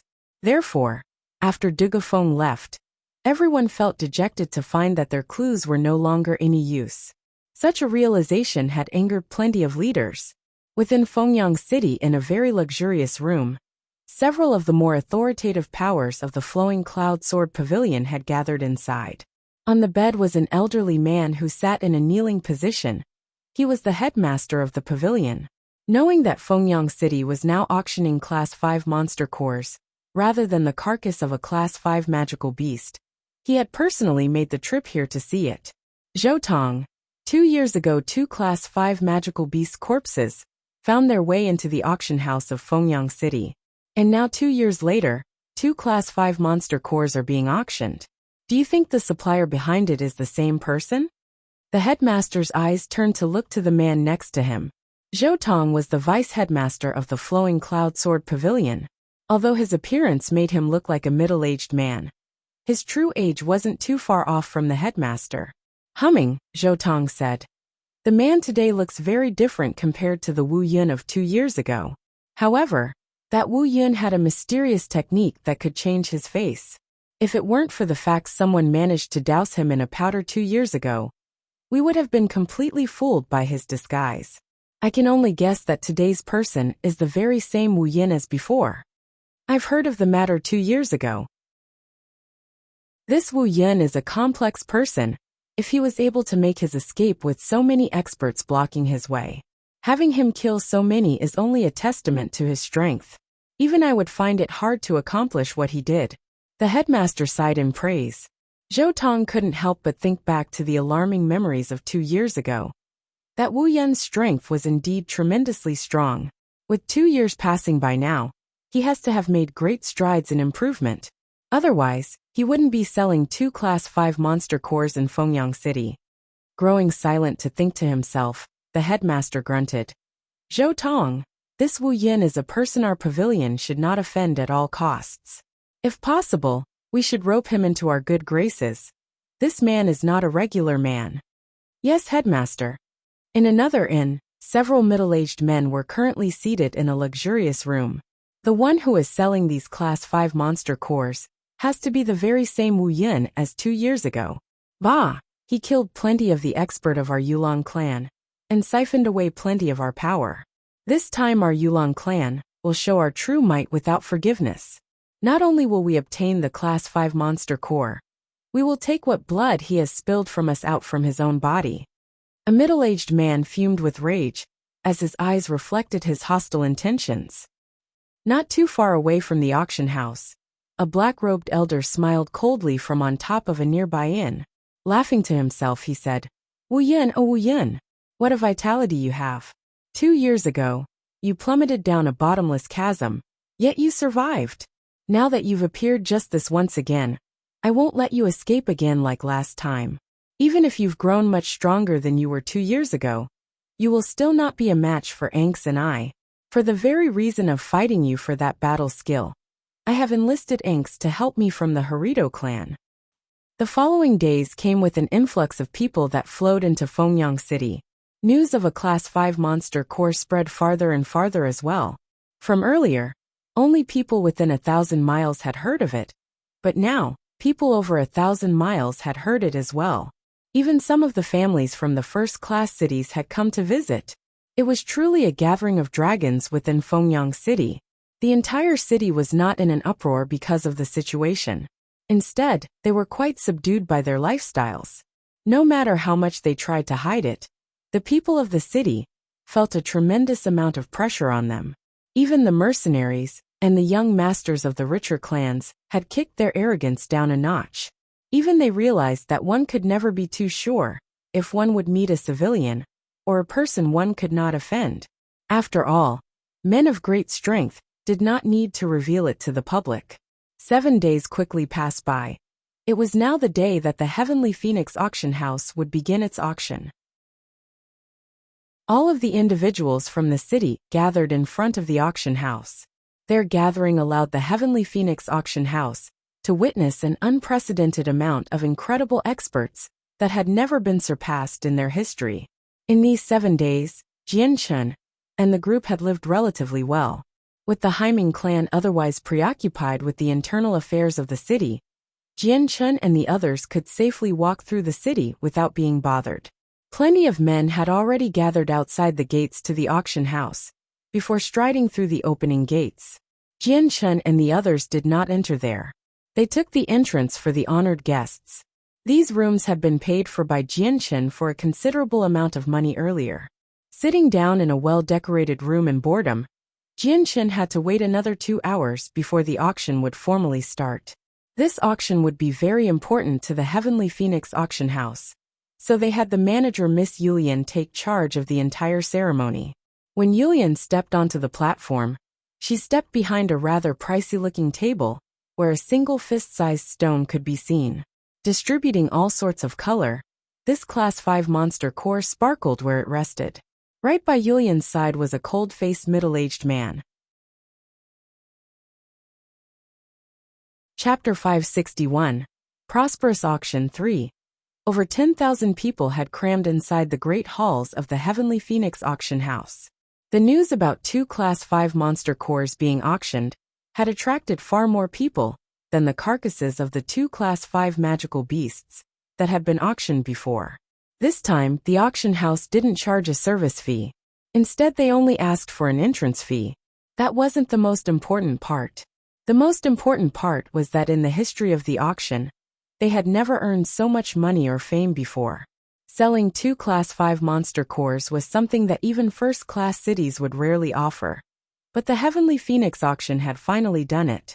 While still far away from being the #1 auction house in the Blue Wind Kingdom, they would now be many times better than before. With over 10,000 people, there was not a single vacant spot left open.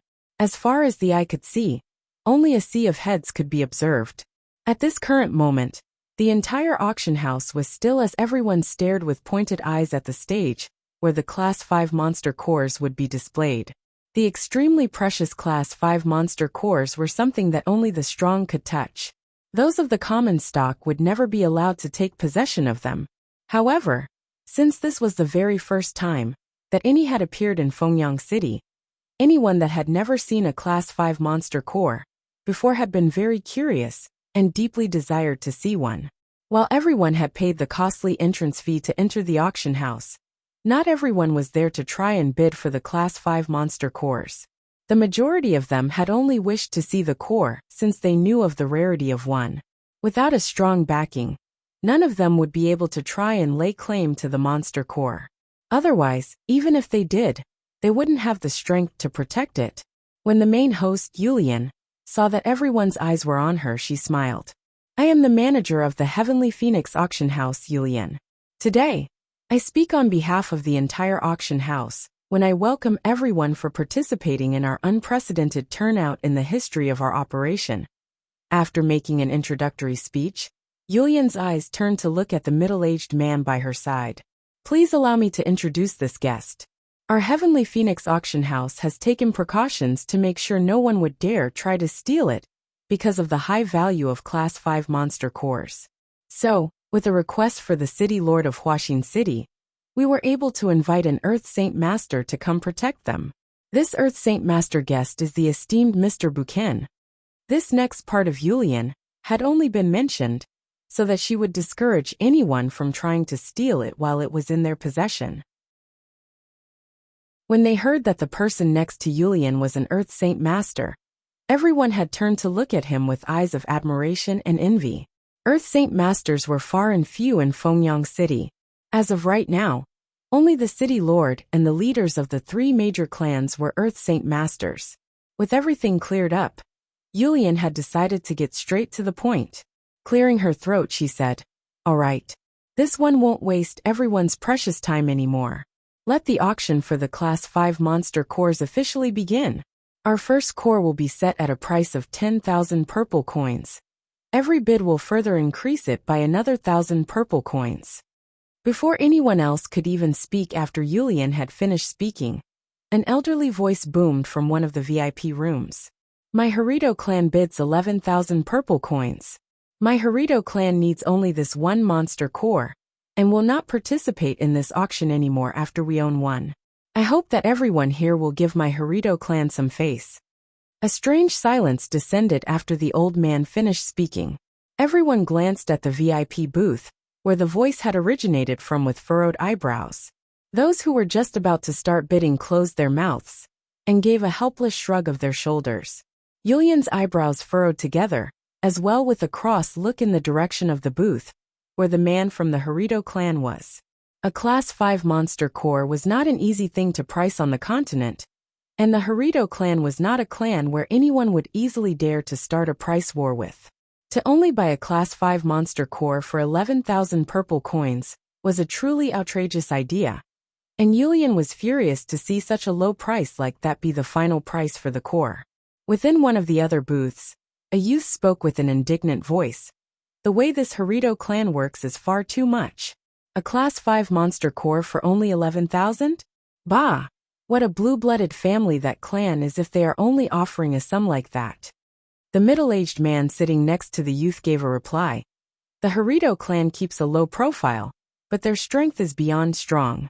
No family would dare try to fight them, and with the Harito clan giving this price now, it seems that this will be the lowest priced Class 5 monster core in history. What a great deal for the Harito clan. A Class 5 monster core would normally fetch a price of 100,000 purple coins at the very least within any other city. In another booth, a dozen men of differing ages were gathered. If anyone familiar with Fengyang City were to see the people of this room, then their jaws would drop to the ground in surprise. Each one of these men were representatives of the strongest 4 powers in Fengyang City, specifically the city government and the 3 clans. For the sake of obtaining one of the Class 5 monster cores, the 4 of them had joined forces for the time being. The rather pricey teacup in the city lord's hand had practically been reduced to dust and tea when his hand had shattered it. With a deep growl he said, This Harito clan is audacious if they think they can buy a Class 5 monster core for such a low price. Our Fengyang city has attracted the attention of plenty of strong powers from our surrounding area this time. Even those from first-class cities have decided to participate. I would have to presume the Harito clan is one of those powers. If the Harito clan wishes to monopolize the Class 5 monster core, then I believe our chances of obtaining one won't be as easy as buying the corpse of the Class 5 magical beast like last time. The head of the Haiming clan spoke. Correct. The Harito clan is a clan we should fear at all costs. Even the Blue Wind Kingdom as a whole is not too far above the Harito clan. They too would have to fear the Harito clan. For men sat in another VIP booth. There was a single child around the age of 10, along with 2 middle-aged men, and a white-haired elderly man. Grandfather, isn't this Harito clan a bit too much? As if a Class 5 monster core can be bought for only 11,000 purple coins. We can't let them buy it. The child had spoken with a very discontent face. Giving a small smile, the elder explained. Child, the Harito clan isn't a clan we can offend. They are beyond what you could imagine in strength. The founder of the clan still lives to this very day, and his strength is that of a 6th cycle Earth Saint Master. He only requires a single step to become a Heaven Saint Master, so it should only take him another 100 years or so before the breakthrough happens. That he will step into the next realm. Startled, the child replied. Then doesn't that mean that the Harito clan will soon become one of the strongest powers in the Blue Wind Kingdom? Correct.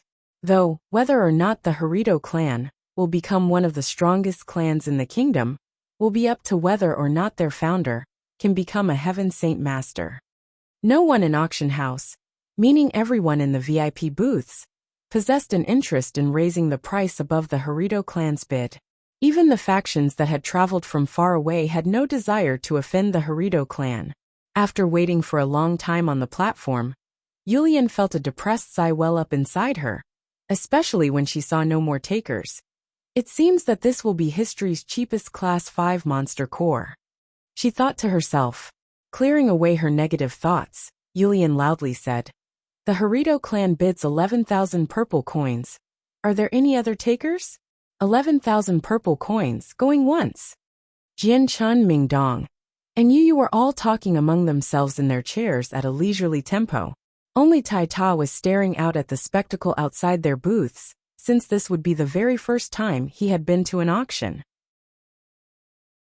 His entire body practically threatened to break through the window in excitement. The windows to the VIP booths were specially made, so that the people sitting within the booths could see outside, without a problem, while the people outside could not see what was happening within the booths. Bah! 11,000 purple coins for a Class 5 monster core. This Harito clan is far too frugal with their money. Jianchen gave a short snort from his seat. Sitting right next to Jianchen, Yu turned to speak to him after listening to what he said. We definitely can't let the Harito clan get away with this. If they truly do buy this monster core for 11,000 purple coins, we'd starve to death with our losses. That's only natural. I didn't bring out these 2 Class 5 monster cores to sell. I am in no shortage of money. Jianchen laughed. 11,000 purple coin going twice. Yulian's voice could be heard once again. Like before, no one spoke to offer another bud over the Harito clan's offer. Within the Harito clan's booth, 3 men sat inside, 1 middle-aged man and 2 elders. It seems like our Harito clan will be benefiting from quite a deal if we buy a Class 5 monster core for such a tremendously low price. Kaiser, you are truly a smarter individual than I am. An elder laughed in delight. Seated right next to this elder, the other laughed as well. This is truly a great profit, but this only a small one. Wait until after the auction finishes. An even nicer surprise will be waiting for us. What surprise? Even now, you refuse to say what it is. The elder asked in a happy mood. Kaiser gave a secretive smile to the elder. It's a secret for now. You'll understand in a moment. Forget it. If you won't speak of it, then I won't ask anymore. But this Class 5 monster core is as good as ours. As low profile as our Harito clan is, we are still a power that no one would try to go against in the Blue Wind Kingdom. The elder replied. Suddenly, A voice could be heard from one of the other booths as soon as the elderly man finished speaking. I offer 2,000 purple coins. Not only was the elder stunned, but even Kaiser had fallen into a daze as well. Chapter 562, Prosperous Auction 4. With this sudden new bid, the entire auction house was alarmed. Not even the smallest of peeps could be heard after the Harito clan had given their astonishingly low bid. Everyone understood just how strong the Harito clan was, so no one was willing to bid against their price. When someone had given an offer higher than the Harito clan, it basically meant they gave no face to the Harito clan. Such an audacious person like this basically meant they did not fear the Harito clan's strength. The auction house had been sent onto a flutter of discussions at this new price. This new speaker didn't announce what family or power he represented, so no one had any idea just where this person was from, or what family could possibly be strong enough to act in such a manner toward the Harito clan. Even those sitting within the other VIP booths could only stare in shock and curiosity at the one that had spoken. Within the Blue Wind Kingdom, the Harito clan were known as one of the stronger clans with only a few daring to ever go against them.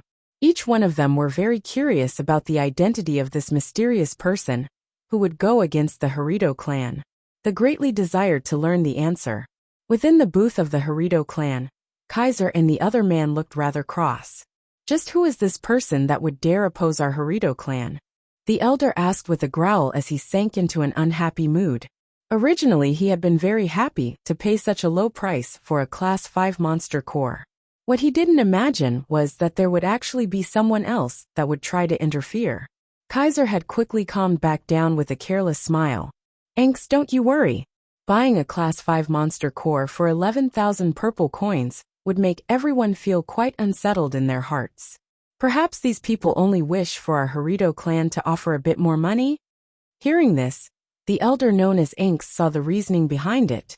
With a hollow smile he replied, "Right. 11,000 purple coins is simply a very low price for a Class 5 monster core. If one were to be sold within a first-class city, I'm afraid that they would go no lower than 100 or 200,000 purple coins. If we were to really buy one for such a low price, then those who invested such a large sum would boil over in anger. Forget it. Our clan isn't short on money. Why don't we sweeten the pot then?" With that, Angst thought for a moment before calling out an even larger price. 50,000 purple coins. Whomever this second bidder was, Yulian had been extremely delighted to hear them increase the bid.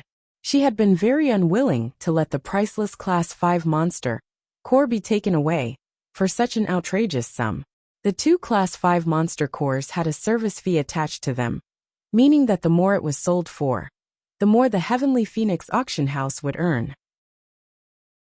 Although the entrance fee for this event alone had made the auction house a wealthy sum of money, it would not fill the money pouch they had on their waists. Yulian gave an appreciative glance at the booth, where the 20,000 purple coin bidder was. Although the price was now a mere 40,000 purple coins more than before, it was far better than a measly 11,000 purple coins. The Harito clan has offered 50,000 purple coins. Is there anyone that wishes to go higher? Yulian asked in a loud voice. Her eyes were not looking at the booth housing the Harito clan.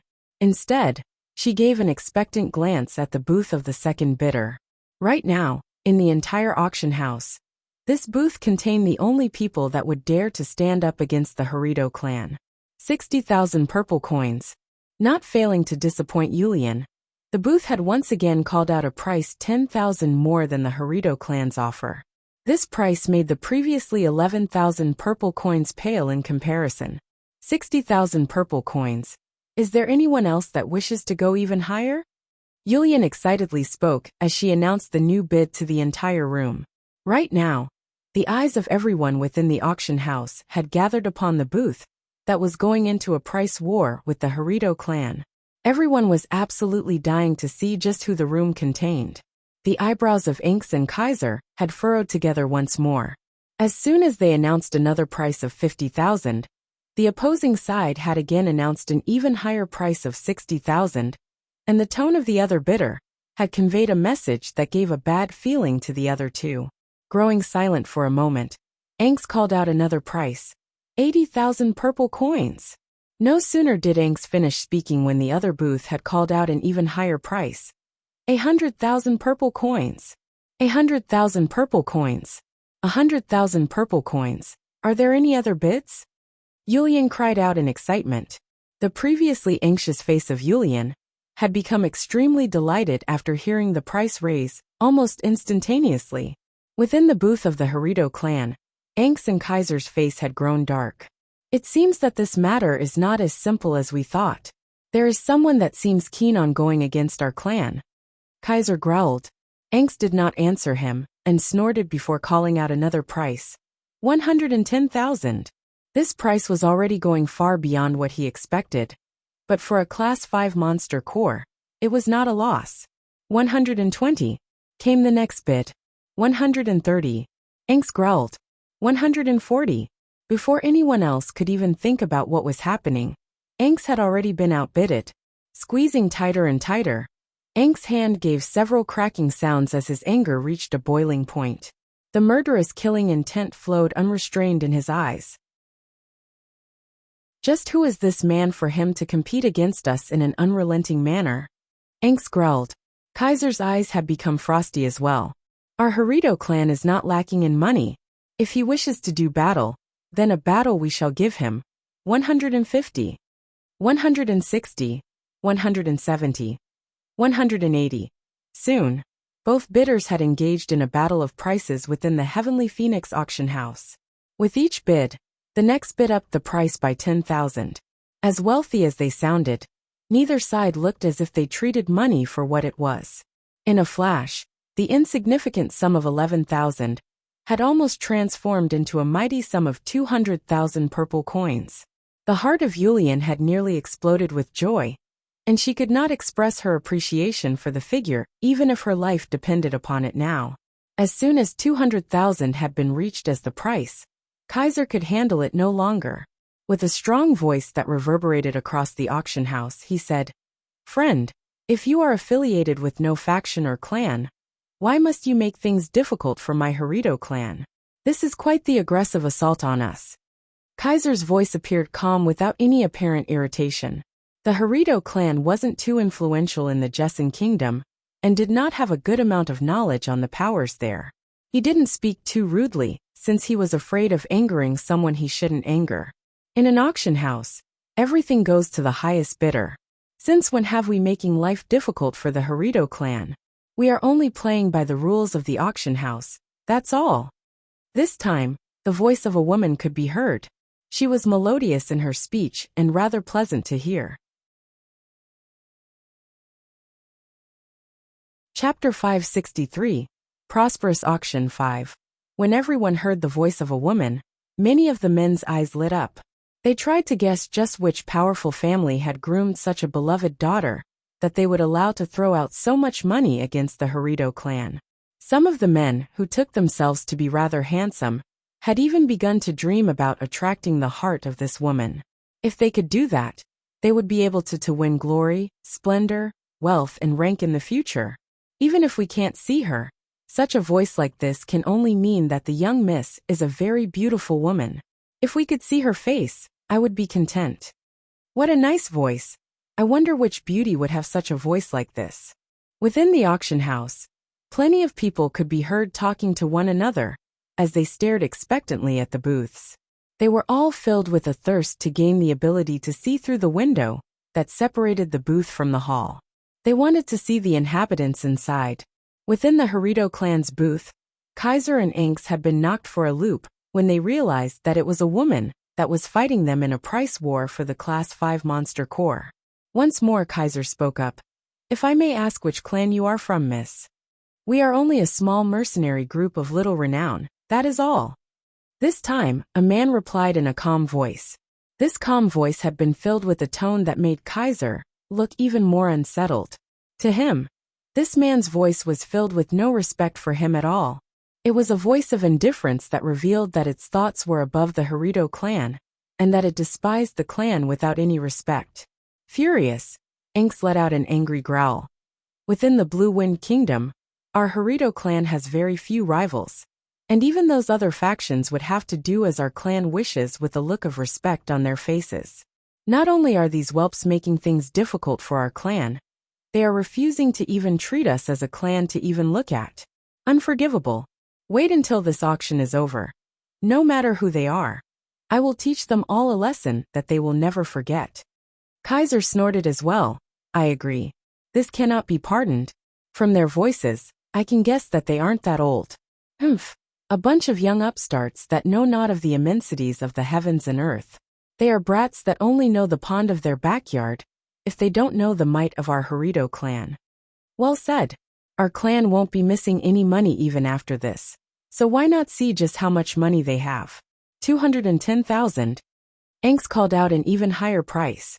220,000. The other booth called out in response. Even a crow and peacock would refuse to make a sound in this auction house. Only the two booths continued to make noise now. Yulian herself was included in this silence. She could only sit there in a stunned state of bliss. 200,000 purple coins was far beyond what the original price had been. 230,000. Anx spat out the next price with clenched teeth and a dangerous-looking face. 250,000. There had been no pressure in the speaker's voice from the other booth, as he effortlessly gave a price 20,000 higher than the previous bid. Bastards, just how much money do they have? Anx slapped his palm against the table and promptly broke it to pieces.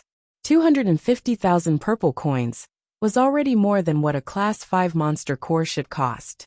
With eyes that could freeze the air they looked at, Kaiser hesitated to speak for a moment before relenting. 260,000. 300,000. As soon as Kaiser had finished speaking, the other side increased the bid by another 40,000 purple coins. Such an overbearing attitude like this was no longer treating money as money. Kaiser's and Anx's fists were clenched extremely tight by this point. Their bodies leaked a tremendous amount of killing intent that could be felt by even the inhabitants of the auction house. Everyone knew that the ones in a price war with the Haruto clan had offended the entire Haruto clan now. Within the other room, Jian Chun, Mingdong, Yu Yu, and Tai Ta were eating their pieces of fruit without a care in the world. The people who had been outbidding the Haruto clan the entire time had been Jian Chun's group. Sensing the amount of killing intent radiating from the room where the Haruto clan was, Jian Chun revealed a cold smile on his face. Men of the Haruto clan, this is only a fair competition. What reason is there to be angry? If you do not have the money to match us, then be obedient and bow out. Jian Chun's words had caused the bodies of Kaiser and Anx to wildly convulse. The two of them would likely have destroyed the booths in an attempt to tear apart Jian Chun if they had forgotten where they were. This time, the Haruto clan did not announce another bid in response. Although they were a wealthy clan, 300,000 purple coins to buy a single Class 5 monster core was not worth it in their minds. After a long period of silence, Yulian had finally found herself speaking again. The honored guest within booth 8 has bid 300,000 purple coins. Are there any other takers? 300,000 purple coins going once. Yulian's voice couldn't help but shake as she spoke. This price was simply astronomical to her previous expectations. 300,000 purple coins going twice. 300,000 purple coins going thrice and sold.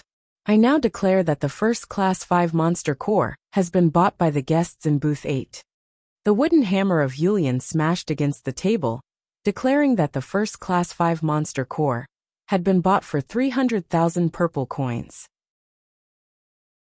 Within booth 8, Tai Ta stared at Jian Chun in confusion. Jian Chun, you spent so much money to buy a Class 5 monster core? Why? That's not worth it. Smiling slightly, Jian Chun replied. 300,000 purple coins sounds like a lot, but it isn't anything to me. This money was really just something that fell into the hands of the people in this group. Like the hair from 9 oxen, this is nothing. Jian Chun, you wouldn't do something so senseless like this without reason. Do you have a hatred of some sort that required you to use the Class 5 monster cores to draw them out? Mingdong asked out of curiosity. Mingdong's words had caused memories to flash back into Jian Chun's mind. His eyes took on a slightly harsher glint to them as he replied, correct. I have a debt to pay with them. 2 years ago, I sold the bodies of 2 Class 5 magical beasts in this auction house. In the middle of it all, the people of the many clans and families chased me. At that time, I was only a Saint Master.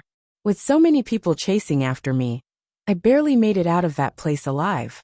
An Earth Saint Master from the Harito clan chased me to the point where I was forced off a cliff in a narrow escape. Ming Dong's eyes had a flash of killing intent at his words.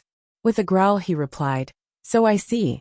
In that case, this hatred will be something that they will definitely pay for. I guarantee it, brother." Sitting right next to Jian Chun, Yu said nothing, and instead stared at him with eyes that reflected none of the tranquil expression on her face. Jian Chen's words had painted a clear picture in her mind. It was in this moment that she realized just how terrifying a situation Jian Chen had suffered if so many individuals had chased Jian Chun as a Saint Master. Such a traumatizing experience would make any person shudder. Yan Kaiser of the Harito clan. Not once will I ever forget this name. Jian Chen's eyes frosted over with an aura of killing intent. After the first Class 5 monster core was sold, there was a small break before the second monster core could begin being auctioned. Now we shall begin the auction of the second Class 5 monster core. The starting price will be 50,000 purple coins. Each bid will be a minimum of 1,000 purple coins. This will be the very last Class 5 monster core, so I implore each and every guest to cherish their time and make their decision. This will be a once-in-a-lifetime chance to obtain a Class 5 monster core with ease. Yulian announced with a loud voice. She was filled with hope for this next auction, and could not wait to see just how much money the second monster core would sell for. At the end of her words, plenty of people had immediately launched into a barrage of prices. 60,000 purple coins. 70,000. 75,000. One by one the bidders in the booths had increased the price. This time the Harito clan did not bother to interject with their own price, so the amount of people fighting for this one had increased exponentially. Soon enough, the price had already gone over a 100,000 purple coins. The Yulong clan offers 110,000 purple coins. The Flowing Cloud Sword Pavilion offers 110,500 purple coins. The Tianhua sect offers 120,000 purple coins. The Mutian clan offers 120,500 purple coins. The Kadir clan offers 130,000. 140,000 purple coins. 140,500 purple coins. The price had already skyrocketed far beyond 150,000 purple coins because of the intense price war. At this moment, a new bidder caused every other bidder to pause. The Blaze clan of Tianlong City offers 180,000 purple coins. This Class 5 monster core is something my clan needs. I hope everyone will give my Blaze clan some face. Our Feng family of Huaxin City offers 190,000 purple coins. Our Feng family requires this Class 5 monster core as well. Please do give us some face for this. Thus, the entire auction house was silent again. The Blaze clan of Tianlong City and the Feng family of Huaxin City were both factions from first-class cities. They were strong in power, and were not figures that the Flowing Cloud Sword Pavilion, the Yulong clan, or the 3 clans from Fengyang City could go against by themselves. The 3 major clans and the city lord of Fengyang City desire this Class 5 monster core. We offer 200,000 purple coins. The lord of Fengyang City had called out. With the 3 major clans of the city combined, they were truly now a figure that did not fear even the families of a first-class city. A Class 5 monster core was truly too precious. In a first-class city, only one would appear every 3 years, or so, with a tremendous clash following each appearance. When Fengyang City declared an auction of 2 Class 5 monster cores, every single power-hungry person had decided this was not an opportunity to miss. Our Guyan clan offers 210,000. The Spirit Hawk mercenaries offer 220,000. The War God sect offers 230,000 purple coins. The price continued to climb. The words of even the clans of a first-class city were no longer any use here, with no one else bothering to give them face. At this moment, every major faction had decided to risk it. Some of these factions were ones with strengths that were almost comparable to the Haruto clan's influence. Chapter 564. Winner of the second Class 5 Monster Core. For the sake of giving face to the Haruto clan, no one had fought over the first Class 5 Monster Core.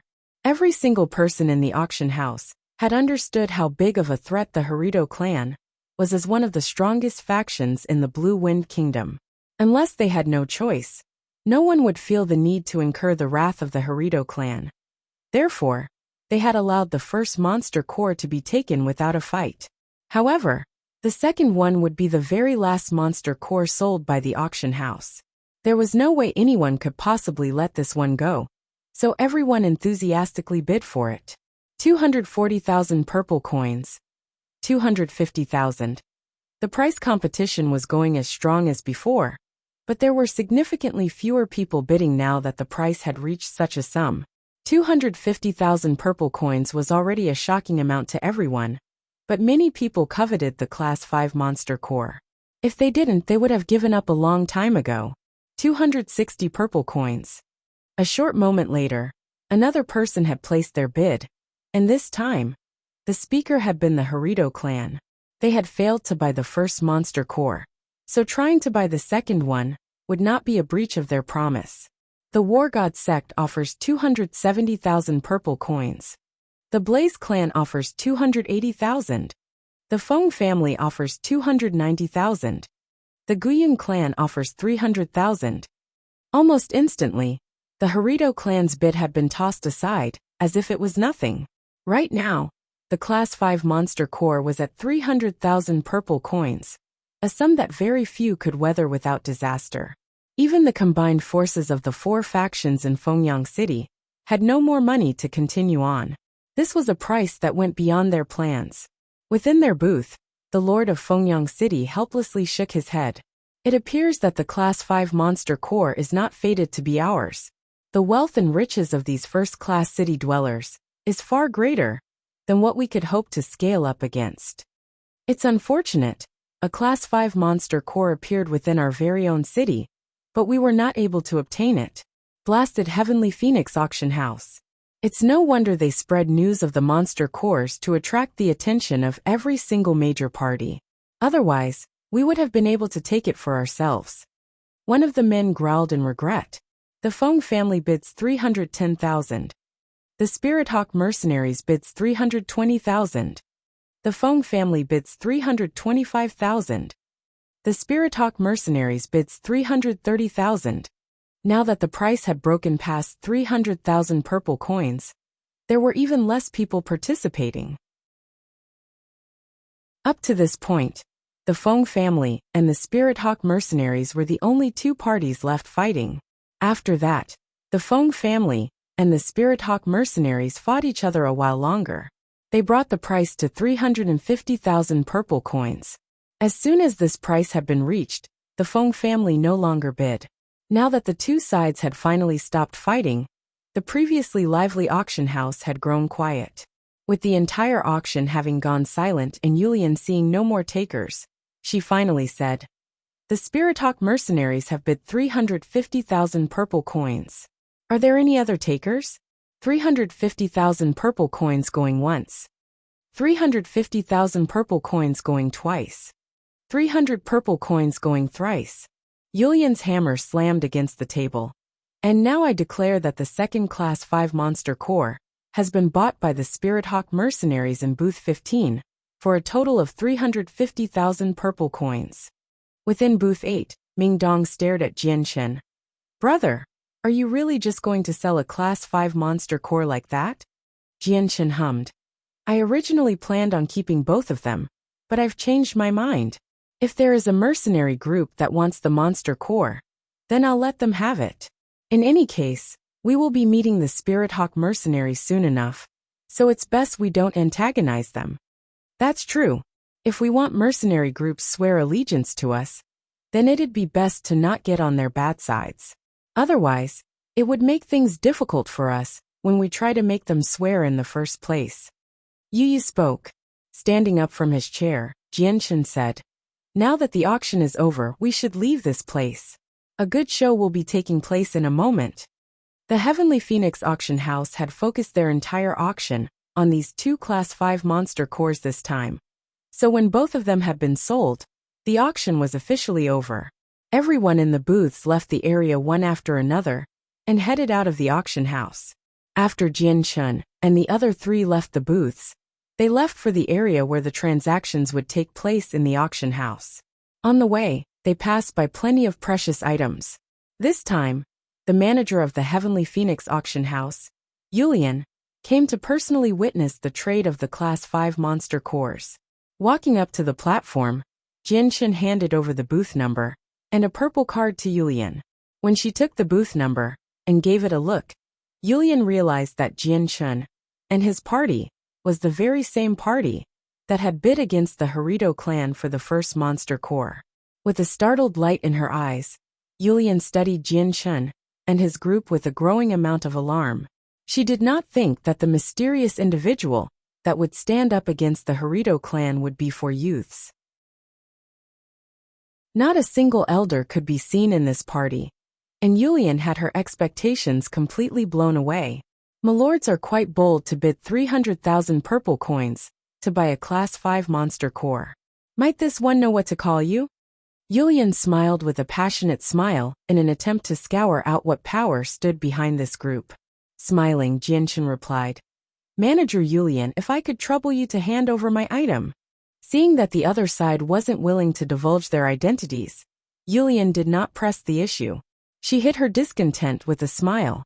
"Very well, allow this woman to oversee the transaction." At that moment, a group of well-armored men came walking forward. When the dowdy-looking man up front noticed Jian-Chen's group, he let out a smile. "You must be the lords and lady of Booth 8. The one that bid against the Harito clan. This one is the captain of the Spirit Hawk mercenaries, Ing Chongkong." Turning his head, Jian-Chen saw a man who was roughly 50 years old. The captain was completely draped in black and possessed an imposing 2-meter-tall figure, an entire head taller than Jian-Chen. On the left side of his face, there was a terrifying wound that completely disfigured the left side of his face, but added to his intimidation factor. "Milords and lady, which powerful family might you be the sons and daughter of in the Blue Wind Kingdom? Perhaps I have some sort of friendship with one of your seniors? I heard mention that you were from a mercenary group. Which one might you belong to?" Ing Chongkong asked in curiosity. Jian-Chen gave a small smile. "Allow me to keep the answer a secret for now. Ing Chongkong, we will meet again in the near future." Yulian had already finished the transaction.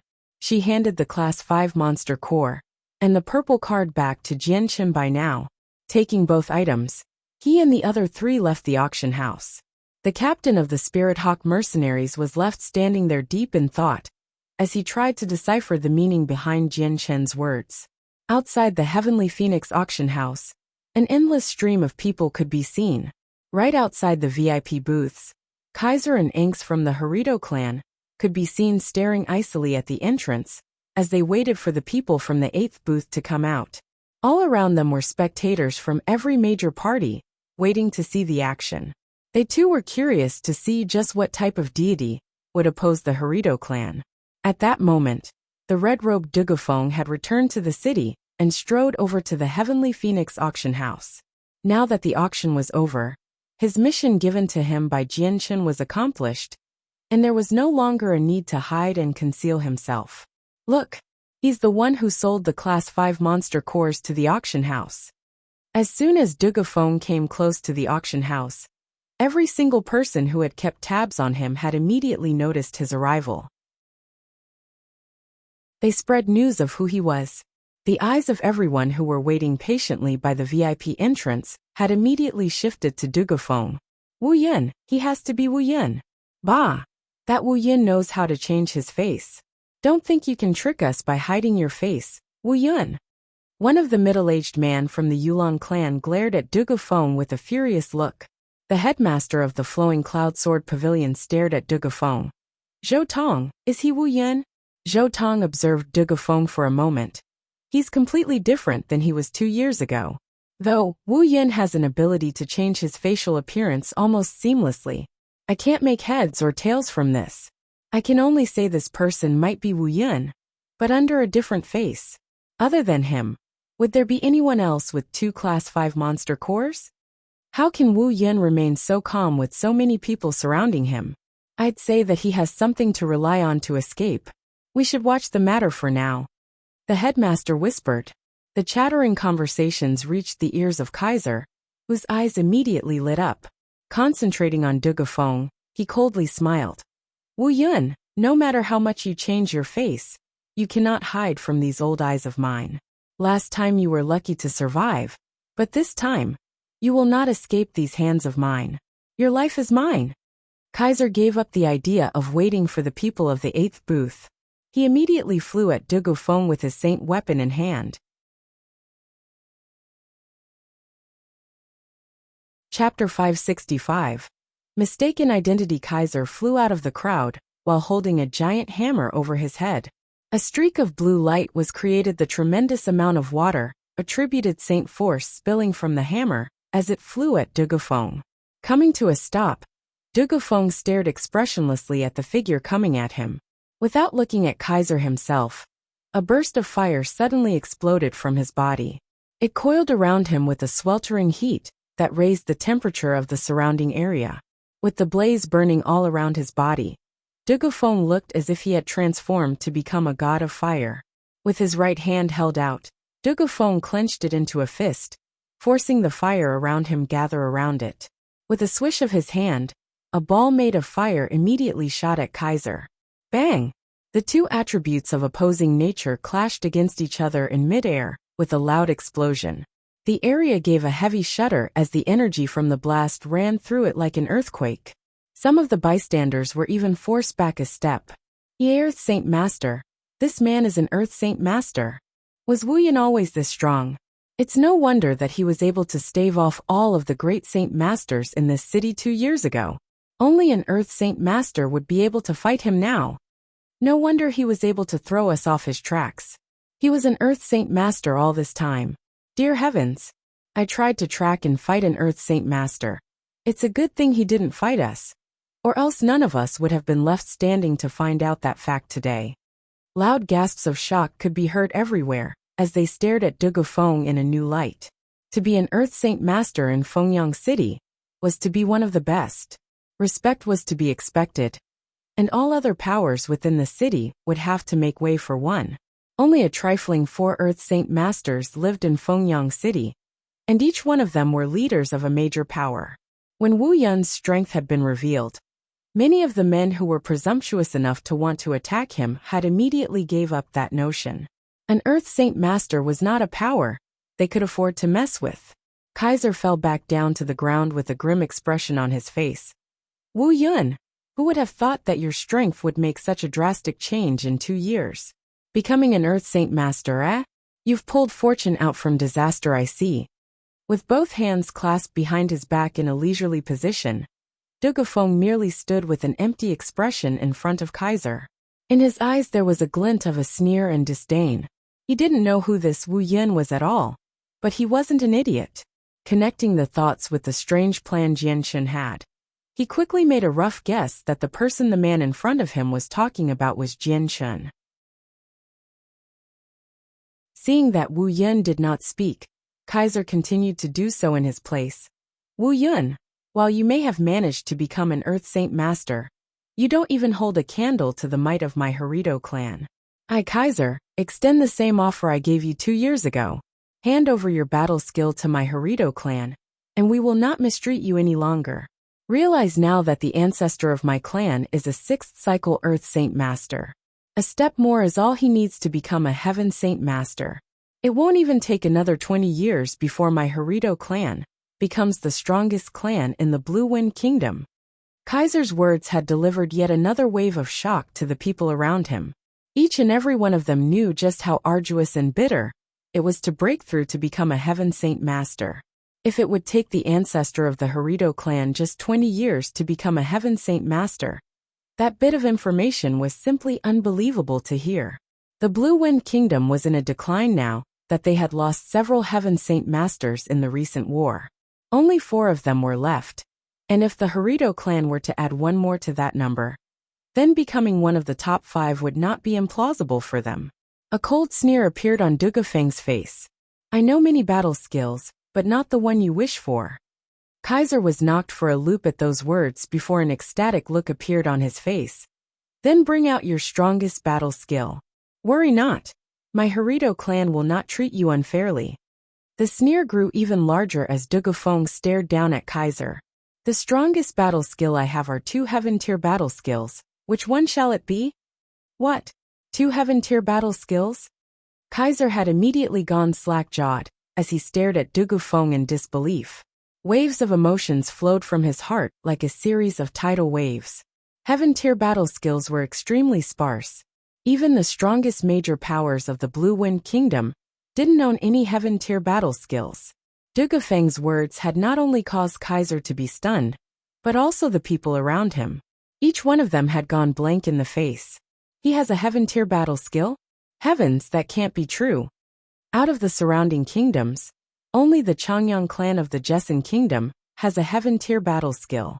I've never heard of any other person in possession of a battle skill of the same magnitude. Pah! Even Heaven Saint Masters would kill to have just one.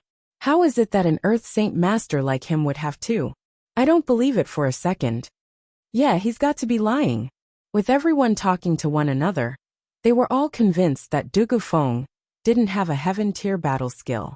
Even Kaiser didn't believe that this 20-something-year-old youth in front of him had a heaven-tier battle skill. Taunting him, he said, "If you really have one, then why not show it for everyone to see?" That's right, show this heaven-tier battle skill for us to see. Open our eyes to this new world. Show us what a heaven-tier battle skill looks like. As Kaiser finished speaking, everyone around him joined in conjunction with eyes that seemed to ridicule Dugufeng. Dugufeng only smiled coldly from where he stood. Looking behind Kaiser, he took notice of Jianchen, Mingdong, Taita, and Yuyu. They had just exited through the VIP entrance. Just barely after Jianchen had stepped out from the passageway, he gave a small chuckle. Will wonders never cease? The auction has only just finished, yet there is already another spectacle to watch. What an exciting day this has been. Jianchen had not spoken in a loud voice, but when he spoke, everyone had clearly heard his words. They turned to face him and the other 3. Kaiser turned to look at Jianchen. When he saw the handsome face of his eyes widened as he thought back to the Wu Yun of 2 years ago. Jianchen's face-changing ability had fooled the eyes of many in Fengyang City, but he had still been forced to escape from the city using the wells and the passageways below. As a result, the herbs he had used to change his facial appearance had been completely washed away, allowing Kaiser to see Jianchen's true face. Staring hard at the familiar face of Jianchen, Kaiser slowly enunciated his next phrase word for word. So you're the real Wu Yun. Everyone was shocked once more when they heard what Kaiser had said. Looking at Jianchen with bizarre eyes, none of them had ever expected to hear that they had nearly picked a fight with the wrong person. Striding into the crowd, Jianchen revealed a cold smile on his face. Yen Kaiser, you still remember me it seems. I didn't expect that. You are correct. I am the Wu Yin you threw off the cliff 2 years ago. With Jianchen himself confirming who he was, everyone else had no other choice but to accept it. They had found the wrong person. This man who had sold the 2 Class 5 monster cores was not the same Wu Yin as 2 years ago. Several strong-looking men quickly walked forward to surround Jianchen's group. One of the men gave an angry declaration. Wu Yun, you've killed many men from my Yulong clan. An unforgivable crime. You will not leave Fengyang City alive. From the Haiming clan's group, a middle-aged man hurried to the clan head and whispered into his ear. My lord, he is the one that injured the young master a few days ago. A bright light shined in the man's eyes as he replied. I had not thought that it would be Wu Yun that injured my son. Pah, Wu Yun slaughtered many of our men 2 years ago. I shall make good on our debts, both old and new. With that, the man waved his hand and 24 of his men surrounded Jianchen so tightly that not even water could escape. Studying Jianchen's group, Kaiser could only detect the strength of Taita and Yuyu. Mingdong and Jianchen, on the other hand, had completely hidden their presences. They made it so Kaiser had no way to determine their strength. However, Kaiser still hadn't thought the two of them to be a threat. They were young after all. They shouldn't be a match for him no matter how strong they were for their age. Kaiser sneered. Wu Yin, you've arrived at a good timing. I've nearly made ill with the wrong person. Whirling around to face De Gufeng, Wu Yin hesitated for a moment before cupping his hands together. Dear brother, I mistook you for another. I hope you forgive this sin of mine. Perhaps in the future when there is time, please come to Lust City and have a seat with my Harito clan. If this person in front of him had been Wu Yun, then Kaiser would have killed him without thinking of the consequences. After throwing Wu Yun off a cliff 2 years ago, the hatred between the two would never be washed away without one of them being killed. With him mistaking the wrong person, Kaiser had immediately felt apologetic to this Earth Saint Master. The Harito clan would view an expert like this with high regards. De Gufeng refused to say anything, so Kaiser had decided not to mince any more words. He turned to face everyone else. I, Kaiser, have unfinished business with Wu Yun. Please allow my Harito clan to deal with this. Angst displayed a dark expression on his face as he stared at Jian Shen.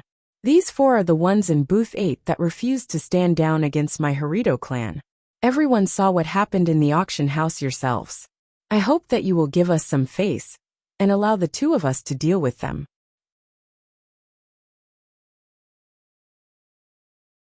Chapter 566. A Full Display of Might, 1. Upon hearing that Jian Chun was the one in the 8th booth that stole the Class 5 monster core, Kaiser's eyes grew even darker. With clenched teeth he spat. So even now you refuse to stand down from my Harito clan. Humph. Yet another sin to add on to your unforgivable crimes. Turning to the head of the Haiming clan, Kaiser cupped his hands together. My apologies, but this is a matter that my Harito clan must take care of. I hope that you will turn this matter over to me. Rest assured, my Harito clan will definitely take vengeance for your clan. A white-robed man with an unordinary air to him walked out from the crowd with a smile. Kaiser, this one is rather skeptical, and hopes that you will provide an explanation about why you hold such a deep hatred for this person. Even if it is what happened with the auction, your hatred for such a person shouldn't be as deep as this. This middle-aged man was a figure that even Angst and Kaiser would not offend on a whim. He was the head of the Feng family, another major party of the Blue Wind Kingdom that rivaled the Harito clan in power. Angst looked to Kaiser, for only he could answer that question. Hesitating for a moment, Kaiser replied, Master Feng, this matter involves an event from many years ago that involved the interest of my clan. Please forgive me for not finding this an appropriate place to explain my hatred. What could it possibly be for you to not say it here? Kaiser, I, Ing Chongkong, feel quite curious on this matter as well. Just what in the world did this brother do to offend you for you to hate him to the death? Another voice could be heard from behind as the Spirit Hawk mercenaries walked out of the auction house with their captain leading the group. Kaiser's face darkened, but he said nothing in response. The head of the Feng family looked to De Gufeng with a small smile. I believe everyone here saw you mistake this brother here for Wu Yin from 2 years ago. Furthermore, you even charged at him and demanded for him to hand over his battle skill. Perhaps Wu Yin has a battle skill that your Harito clan has taken a liking to? The words of the head of the Feng family caused Kaiser's face to twitch. Master Feng, without concrete evidence, please do not make random accusations. Kaiser knew that if a Saint Master was capable of slaughtering several great Saint Masters, then the battle skill would have to be an Earth Tier 1 at the very least. If news of that were to escape, then practically every single expert within the Blue Wind Kingdom would be in an uproar and fight for such a battle skill. If a faction with a Heaven Saint Master were to interfere, then the Harito clan would have to sit idly on the side. Within the scope of the Blue Wind Kingdom, an Earth-tier battle skill was something that every powerful faction would deem highly important. Even the Heaven Saint Masters within the kingdom would have an Earth-tier battle skill as their strongest skill. Laughing, the head of the Feng family looked to Jian Shen. My brother, was what I said true or not? Jian Shen displayed a rather meaningful smile on his face as he replied. Correct. 2 years ago Yen Kaiser of the Harito clan saw that I had a battle skill, and set out to kill me in order to obtain it for his own clan. Jian Chen's words caused Kaiser's face to grow even darker. It was now that he knew that this matter with the battle skill was no longer as secretive as he would like. With so many people from so many powerful factions gathered here, even he wouldn't be able to kill them all to maintain the secret, even if he wanted to. Little brother, I don't know what battle skill it is that you have, but if it can make even the Harito clan drool at the mouth for it, it can't be a low one at all. Ing Changkong spoke with a serious expression as if concerned.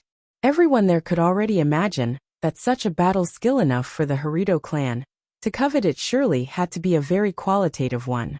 Such a realization had been enough to ignite the burning greed within everyone's heart, as they began to covet it as well. Seeing the avaricious glint in everyone's eyes, Jian Chen gave a disdainful sneer, as he wrapped his hands in front of his chest. My battle skill is a high earth tier battle skill. As if a bombshell had gone off, everyone was startled to hear that it was a high earth tier battle skill. Shortly after that news was revealed, the breathing of everyone there had grown progressively more coarse, as they stared at Jian Chen with drool practically leaking from their mouths. A battle skill like that would be considered as one of the strongest within the Blue Wind Kingdom. The expression on Kaiser's face drastically changed, almost like he was filled with regret. If he had known that Jian Chen possessed a high earth tier battle skill, then he would have done his best to ensure that Jian Chen wouldn't have been able to say a word. Now that news had made its way out, there was no way that the strongest of the kingdom would remain uninvolved. Kaiser, why didn't you tell me about such an important thing earlier, you bastard? Now look what you've done, you leaked your own secret. Angst howled furiously at Kaiser. With the situation quickly spiraling out of his expectations, Kaiser was already filled with regret at his own impulsiveness. He shouldn't have mentioned the battle skill at all when Wu Yin had appeared. How unexpected that you possess a high earth tier battle skill, brother. I would never have suspected such an event like this. In our Blue Wind Kingdom, I'm afraid less than 10 of those exist. Ing Changkong boomed with laughter. There was a bright and warm look in his eyes. A high earth tier battle skill was enough to tempt any person. Slowly schooling his emotions, the head of the Feng family spoke with sparkling eyes. Brother, having such a battle skill like that would be a burden to you. It would be undoubtedly dangerous to continue on in such a manner, but I have a particularly problem-free method of solving that.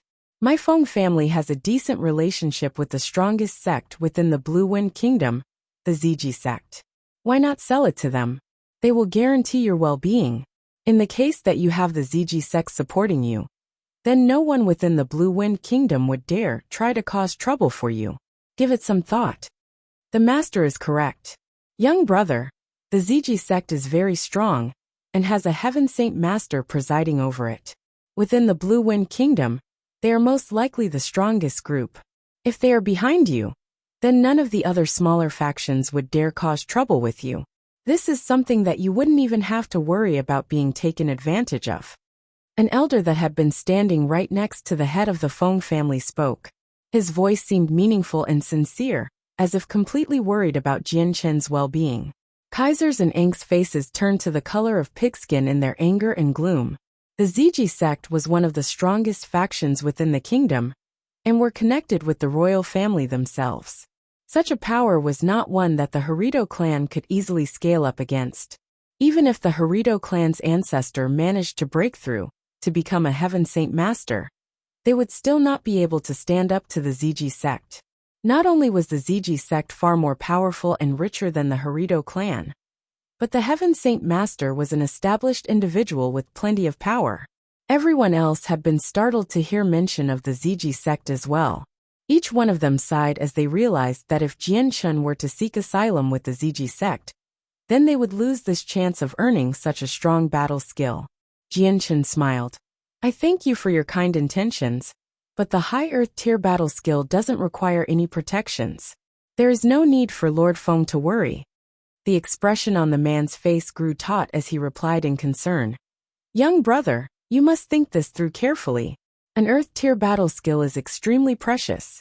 Without the Ziji sect to safeguard you, a multitude of troubles will surely come your way. Your life could very well be at stake here. The head of the Feng family had wished that this person would allow himself to hand over the battle skill to the Ziji sect. If that were to be done, then the Ziji sect would undoubtedly see the Feng family in a better light, and this matter would help serve to bridge the gap between the two factions. Without hesitation, Jianchen shook his head. This is a problem that doesn't require your concern. Whatever small problems come my way will be dealt with by my people. Seeing Jianchen decline the offer to be protected by the Ziji sect, was met with the sparkling eyes of everyone around him. Each one of them felt their hopes reignite within their hearts, as they realized that this was yet another chance to take the battle skill. If they were the ones to hand over the battle skill to the powerful factions, then they would gain benefits, as well as being able to copy down the battle skill for themselves first. Wu Yun, you killed many men from my Yulong clan 2 years ago. How do you plan to explain that? The head of the Yulong clan accused. Thinking back to their previous grievances, he was prepared to fight for the battle skill. You've killed plenty of men from my Haiming clan, as well as harming my dear son grievously. I will not allow my clan to stand idly by the side and watch. The head of the Haiming clan spoke. There is also my Yang sect. 2 years ago, my sect fell prey to your hands. Today, this debt of ours will be wiped clean with your blood. There is also my Tianmu clan. 2 factions that had been involved with Jianchen had begun to announce their own grievances with him one after another. With everyone taking advantage of the situation to advance their own agendas, they were planning to use what had transpired 2 years ago in order to try and obtain the Earth Tier battle skill. As for the ones who had traveled to the city from far away, they only stood by the sidelines in silence as they observed the situation unfold in front of them. With everyone throwing their lot with the people who held grievances, Kaiser knew that there was no time to waste. Otherwise, something else might possibly happen to alter the situation once more. With no time to spare, he clutched his hammer and flew at Jianchen with a cry. Wu Yun, we may as well settle our debts here and now. The same time Kaiser had moved, Dugafeng had moved into action as well. With a bright red sword of fire, he moved without hesitation to slash down onto Kaiser. Sensing the strangeness of the situation behind him, Kaiser's face darkened as he whirled around, and used his hammer to block the incoming sword strike. With the 2 saint weapons making contact, there was a tremendous surge of saint force. It rippled and destroyed the streets as the energy washed over the ground. A single strike later, Kaiser was sent flying back 3 steps worth of distance, while Dugafeng stood in his original position without shaking at all. The one at a disadvantage was already clear to see.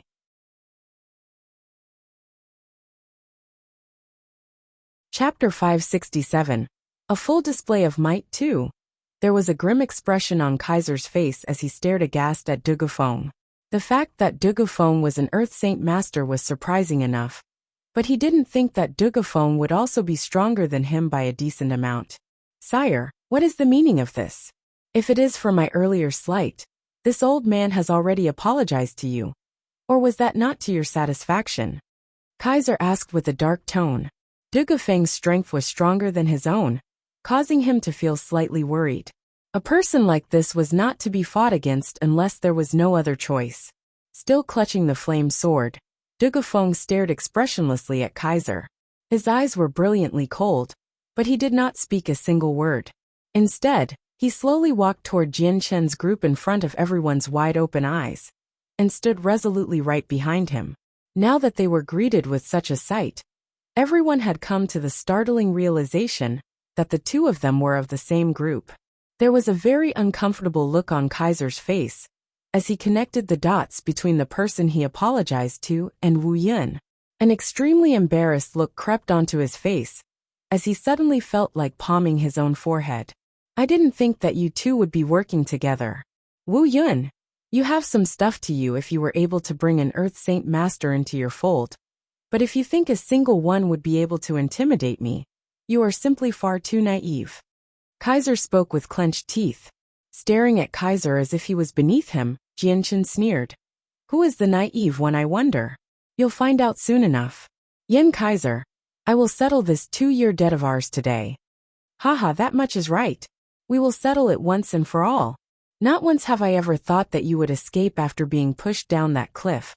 But here you stand in front of me 2 years later. You must hate me tremendously for what happened that year. So I, Kaiser, will offer you a fair match. But the people here are too many for my liking. Why don't we go outside to settle this? Kaiser smiled coldly in return. Now that the battle skill had been revealed, everyone was waiting for a chance to snatch it from Jianchen. With the way things were now, the best way to grab a hold of it would be to wait until Jianchen was dead or beaten, and then take the battle skill from his body. If there were no battle skills to be found, then he could still be taken home and interrogated. As a result, every single party here with a grudge against Jianchen were fighting each other to be the first to announce their grudges. These announcements were in fear that someone else would take advantage and fight Jianchen first for his battle skill. Fighting him in a fair battle and obtaining the battle skill after his defeat was what everyone planned on doing, Kaiser included. Jianchen gave a light shake of his head to decline Kaiser's suggestion. This place will do. It's a large enough area. I've not enough time to waste going with you to run off to some place. Staring coldly at everyone else around him, Jianchen smiled. 2 years ago, I became an enemy to plenty of people here. So, now whomever has a grudge stand forward. We will sever that grudge here and now. Brat, you're being impudent. Don't think that because you hired an Earth Saint Master to help resolve your matters, you'll be able to get away. You killed plenty of people from the 3 major clans of Fengyang City. Not a single one of our clans will ever forgive you for that. Another 3 people distinguished themselves from the crowd as the 3 major clan heads of the city. In this current moment, the representatives of the 3 major clans had stepped in front of Jianchen as the ones that would fight him. Only the lord of the city was left standing behind in silence. Sweeping his eyes around the place, Jianchen asked in a calm manner, "Who else bears a grudge with me or desires my Earth-tier battle skill? Step forth now." By his last phrase, Jianchen's voice had grown progressively colder. "Wuxia, you rampant bastard. Do you think yourself to be a Heaven Saint Master? Even with so many of us here, you'd still dare to act in such a presumptuous manner? Do you mean to ignore us as if our existence isn't even worth noticing then?" One of the middle-aged men growled. With 3 of the major clans of Fengyang City, and the 2 members from the Harito clan, there were already 5 Earth Saint Masters gathered in opposition. The very notion that Jianchen dared to act in such a manner against 5 Earth Saint Masters angered them all greatly. Such an action was clearly disregarding their power, and for people that enjoyed the respect others gave them, this was an unbearable action. The tiger cub sat quietly in its spot in Jianchen's robes. Both of its eyes were filled with an intelligent light. It glanced around the place, filled with curiosity. Affectionately rubbing the fur of the tiger cub, Jianchen gave a smile that felt more cold than it was warm. Those with no business here should stand down or risk injury. Ming Dong Dugufeng, whomever stands against us, slaughter them. Without a word, Dugufeng flew forward with fire billowing from his flaming sword as he hefted it into the air. In an instant, he had already flew toward the great Saint Masters, and aimed his sword at their chests to successfully bisect some of them in half. Ming Dong had not hesitated either.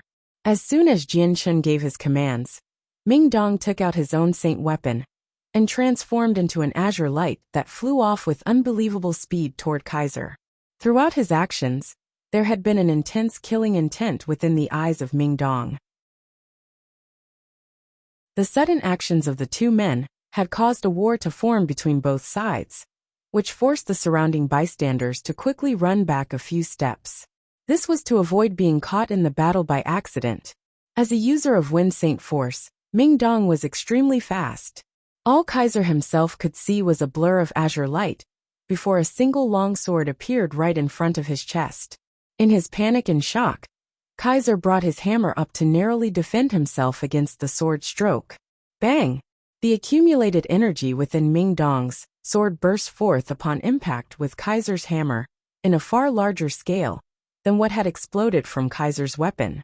Consequently, Kaiser was sent flying into the air before landing on the ground roughly 20 meters away. His feet stumbled one after another as he tried to stabilize himself. It had taken another 10 or so meters before he was finally able to stop himself from falling over. Whenever he had stepped on the ground to stop himself, cracks had formed from the amount of force he had used. One area of marble had been reduced to dust. But how can this be? You're a 6th cycle Earth Saint Master. Kaiser gasped in shock at the youthful face of Ming Dong. He couldn't believe what he had experienced, and was having a small panic attack within his heart. His face rapidly paled as he properly registered the strength of the youth. His strength was practically on the same level of strength as the head of the Harito clan. From the very beginning, Ming Dong had hid his strength, so that no one that looked at him would know that he was an Earth Saint Master. Now that he had begun to fight, the strength that he was hiding had finally been revealed. This reveal had been world-shaking to everyone who had initially thought him to be a mere great Saint Master. And many of them still couldn't quite believe it when they looked again at how young he was. The head of the Feng family had been surprised as well to see Ming Dong's strength. It's no wonder. If that youth is a 6th cycle Earth Saint Master, then there is no question about why Wu Yun was so calm in such a situation. If he can rely on a figure like that, then no faction here would be able to last against a 6th cycle Earth Saint Master. The headmaster of the Flowing Cloud Sword Pavilion rejoiced to himself in secret as well. I had no idea that Wu Yin would have someone as strong as him. 6th cycle Earth Saint Masters are very rare in the Blue Wind Kingdom. All it takes is a single step more to become a Heaven Saint Master. It's a good thing I did not step into this affair as well, or else I could have very well died here today. The vice headmaster was gleeful as well. Headmaster, you are truly wise beyond belief. Our pavilion has escaped this calamity in one piece. We should step back a bit and watch how these 3 clans will survive this ordeal. A 6th cycle Earth Saint Master stands a very good chance against 5 Earth Saint Masters. If he holds a battle skill then. The Flowing Cloud Sword Pavilion headmaster sighed and spoke no more. There wasn't a need to finish his sentence for anyone to understand. The surrounding crowd had given a large space for the group in the middle to fight it out. The appearance of a 6th cycle Earth Saint Master symbolized a truly powerful force that everyone greatly feared. Even the major factions of a first-class city wouldn't dare offend such a figure.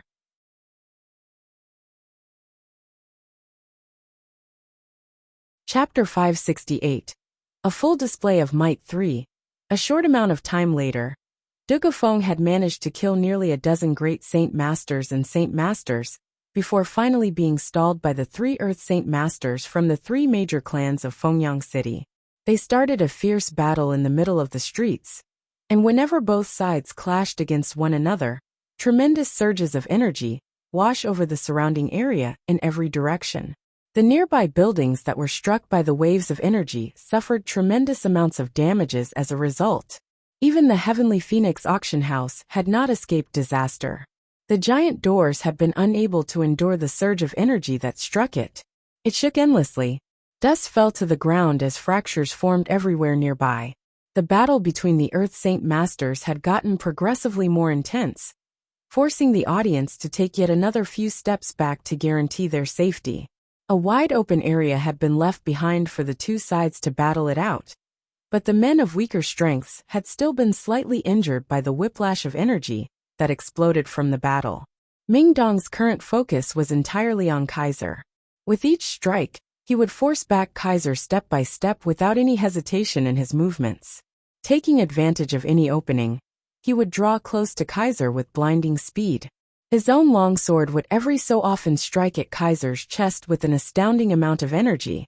Kaiser was merely a 1st cycle Earth Saint Master in strength, a ranking that was vastly inferior to a 6th cycle Earth Saint Master. Just before he could recover his footing after the previous strike, Ming Dong had suddenly reappeared right in front of him. With a ruthless stab of his sword, Ming Dong pierced straight through Kaiser's chest. The pain from the stab had forced Kaiser to let out a muffled grunt of pain as blood drained from his face. Overwhelmed with shock as he looked at Ming Dong, the youth gave Kaiser a sensation of fear that was far stronger than what the head of the Harito clan gave him. A merciless smile appeared on Ming Dong's face as he watched Kaiser's reaction. Without giving him any time to react further than that, Ming Dong began to inject his saint force through his sword and into Kaiser's chest. Directly infiltrating his body, the Saint Force instantly began to destroy his internal organs. Aya! A wretched scream of pain emerged from Kaiser's mouth as his face contorted in pain. The destruction of his internal organs had given him such anguish, and the pain from the long sword piercing his chest had been far more than he could possibly endure in silence. After a short bout of battle, Ming Dong had grievously injured an Earth Saint Master to the point that the opposing party was unable to continue battling.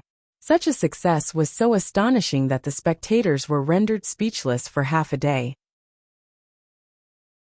An Earth Saint Master was the strongest position held in Fengyang City, due to there only being a trifling amount of them. For the rest of the city, an Earth Saint Master was a tree one could never hope to scale.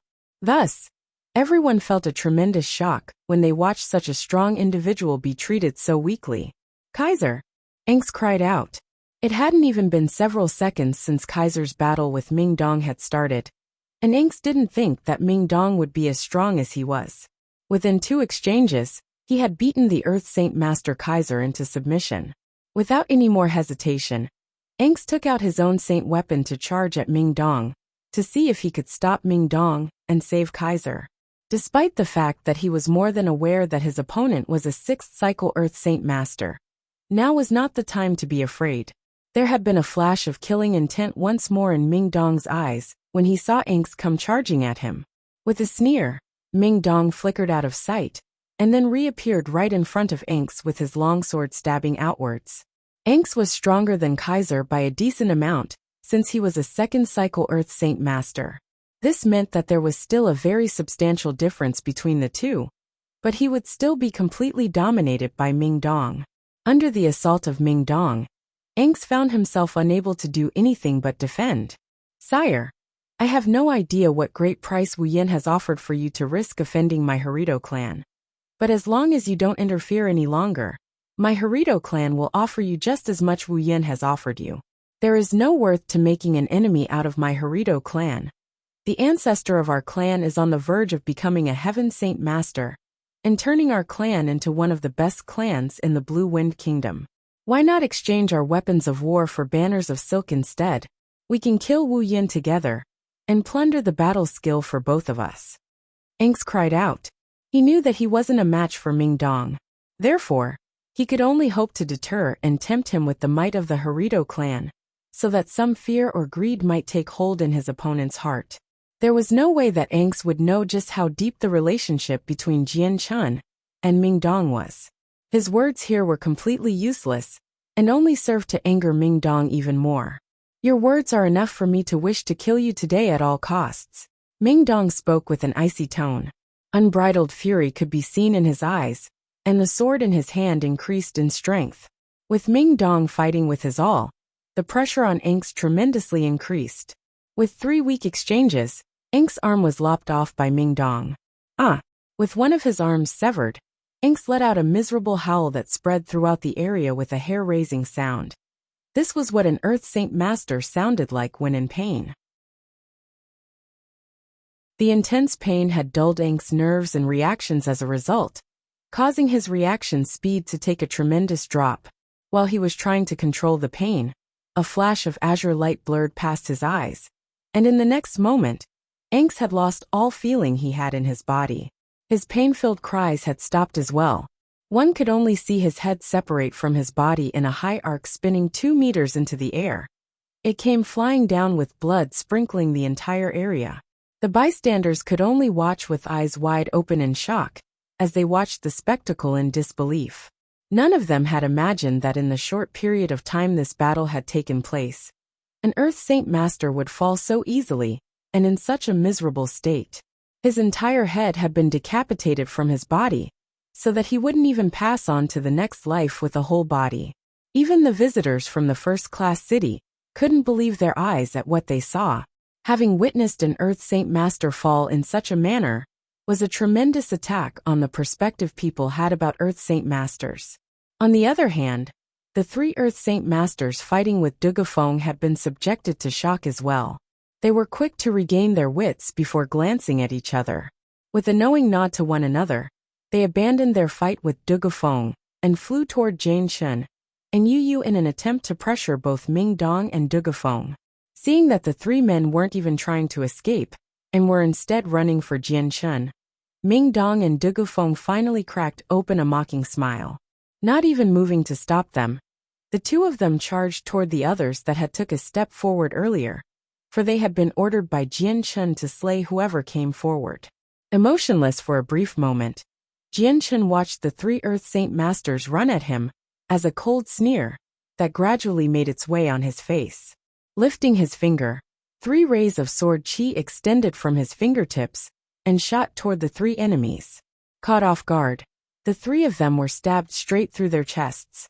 The sword chi remained within their chests, causing havoc with their internal organs and destroying them. Suffering such a tremendous amount of damage, the 3 men came to a grinding stop as their faces completely drained of color. Some blood flew out of their mouths. Sensing that their internal organs had been destroyed by sword chi, they each had a look of despair appear on their faces. The destruction of their internal organs wasn't enough to kill them immediately, but they would die nonetheless. Unless an extremely advanced Radiant Saint Master was on hand to heal them, they would die. Within Fengyang City, there was no such Radiant Saint Master to help them. Soon after the Earth Saint Masters fell, the rest of the remaining Great Saint Masters had been rendered defenseless by Ming Dong and Dugafeng. By their hands, dozens of men had been killed and the streets had been dyed with their blood. The 3 Earth Saint Master were left kneeling on the ground, as the remaining amount of blood in their bodies had begun to drain. Shock filled their entire system, as they each looked up to Jian Shen unconvinced that this had truly happened to them. Not a single one of them would have possibly imagined that Jian Shen's strength was even more terrifying than the 2 Earth Saint Masters helping him. None of the 3 had even seen what those 3 rays of light were. Ming Dong forced the grievously injured Kaiser to kneel in front of Jian Shen. "Brother, what do you plan to do with him?" Ashen with defeat, Kaiser knew that using the Harido clan to intimidate Jian Shen was useless since Jian Shen himself possessed a strength that wouldn't need to fear the Harido clan. Staring frostily at Kaiser, Jian Shen smiled. "Yin Kaiser, here we stand today with our debts from 2 years ago complete. Your Harido clan, and the 3 major clans of Fengyang City, not only tried to take what is mine, but you even tried to make me a prisoner. I have never forgotten this debt for the past 2 years, and now today it is finally over." Yin Kaiser slowly lifted his head to look at Jian Shen's young face. Kaiser's face was very terrifying to see since it lacked blood, because of the severe wounds he had sustained. "If I had known about this day earlier, then I would have chased down that cliff to make sure you really died." Kaiser spoke with clenched teeth. "Do you wish to die?" Ming Dong barked furiously and slammed a fist against Kaiser's head, causing the skin of his head to spill blood. There was a frosty light in Jian Shen's eyes as he smiled. "It's unfortunate the world doesn't have medicine for regret. Time cannot flow backwards either. No roads are left open for you anymore." Having said that, Jian Shen waved his hand. "Kill him." Without hesitation, a blade of Wind Saint Force materialized in Ming Dong's hand before he ruthlessly slammed it into Kaiser's head. With the Saint Force entering his head, Kaiser's soul was destroyed. With nary a grunt or sound, Kaiser's body weakly dropped to the ground, following the footsteps of Inks. Turning to the 3 Earth Saint Masters of the major clans of Fengyang City, Jian Shen revealed a smile that didn't quite reach his eyes. "Now, wouldn't the 3 of you say that I still have a debt to finish with you 3 as well?"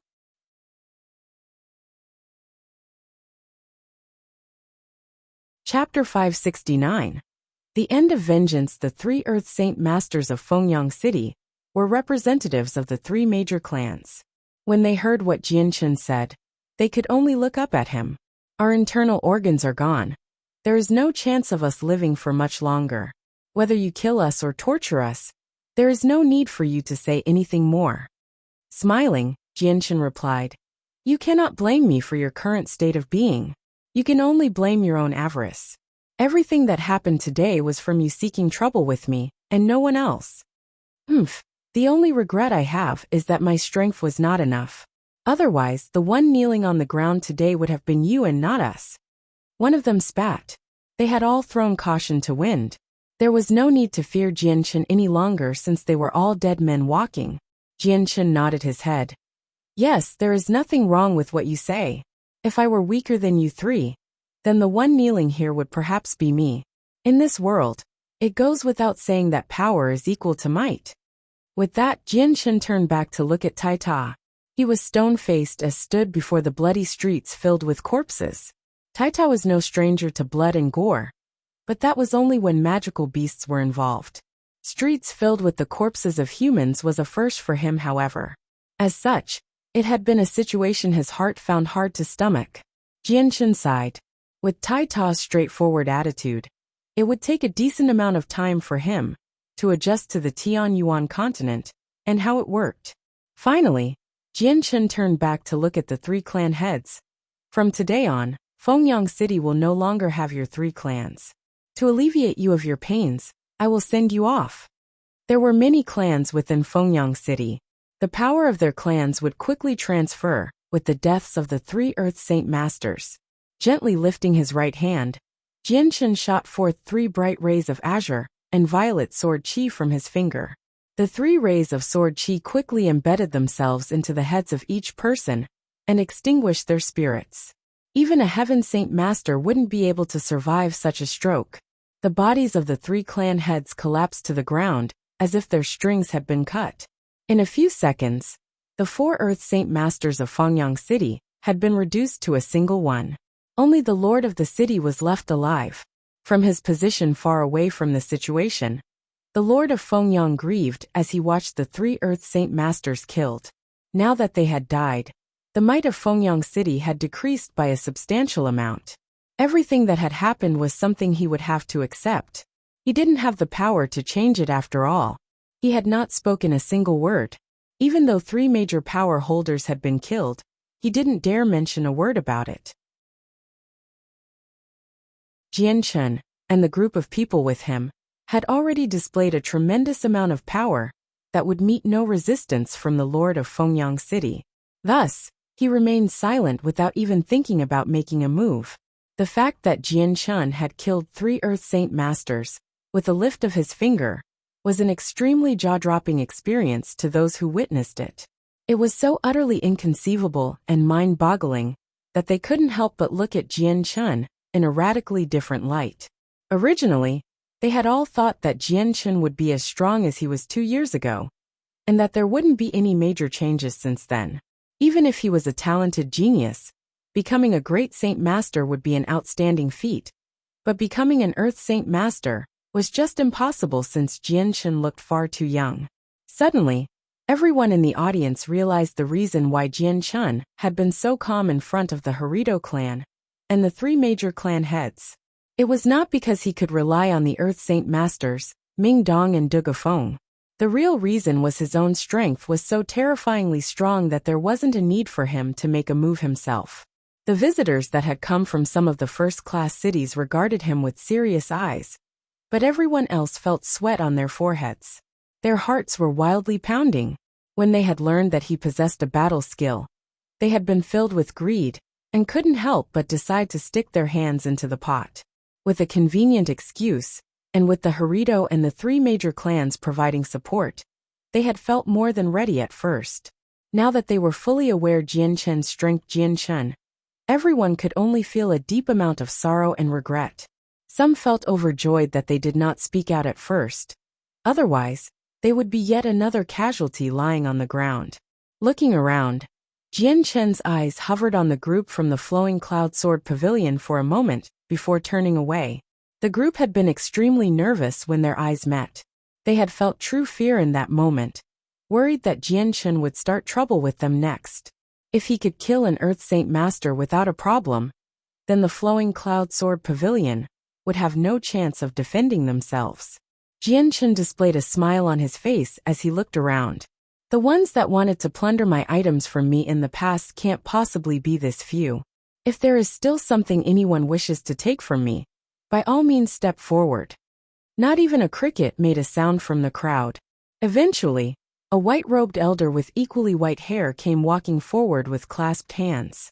Esteemed hero, I am the headmaster of the Flowing Cloud Sword Pavilion.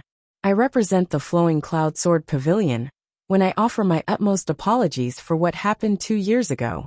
I hope someone as great as you are will forgive and forget the offenses from such a lowly power.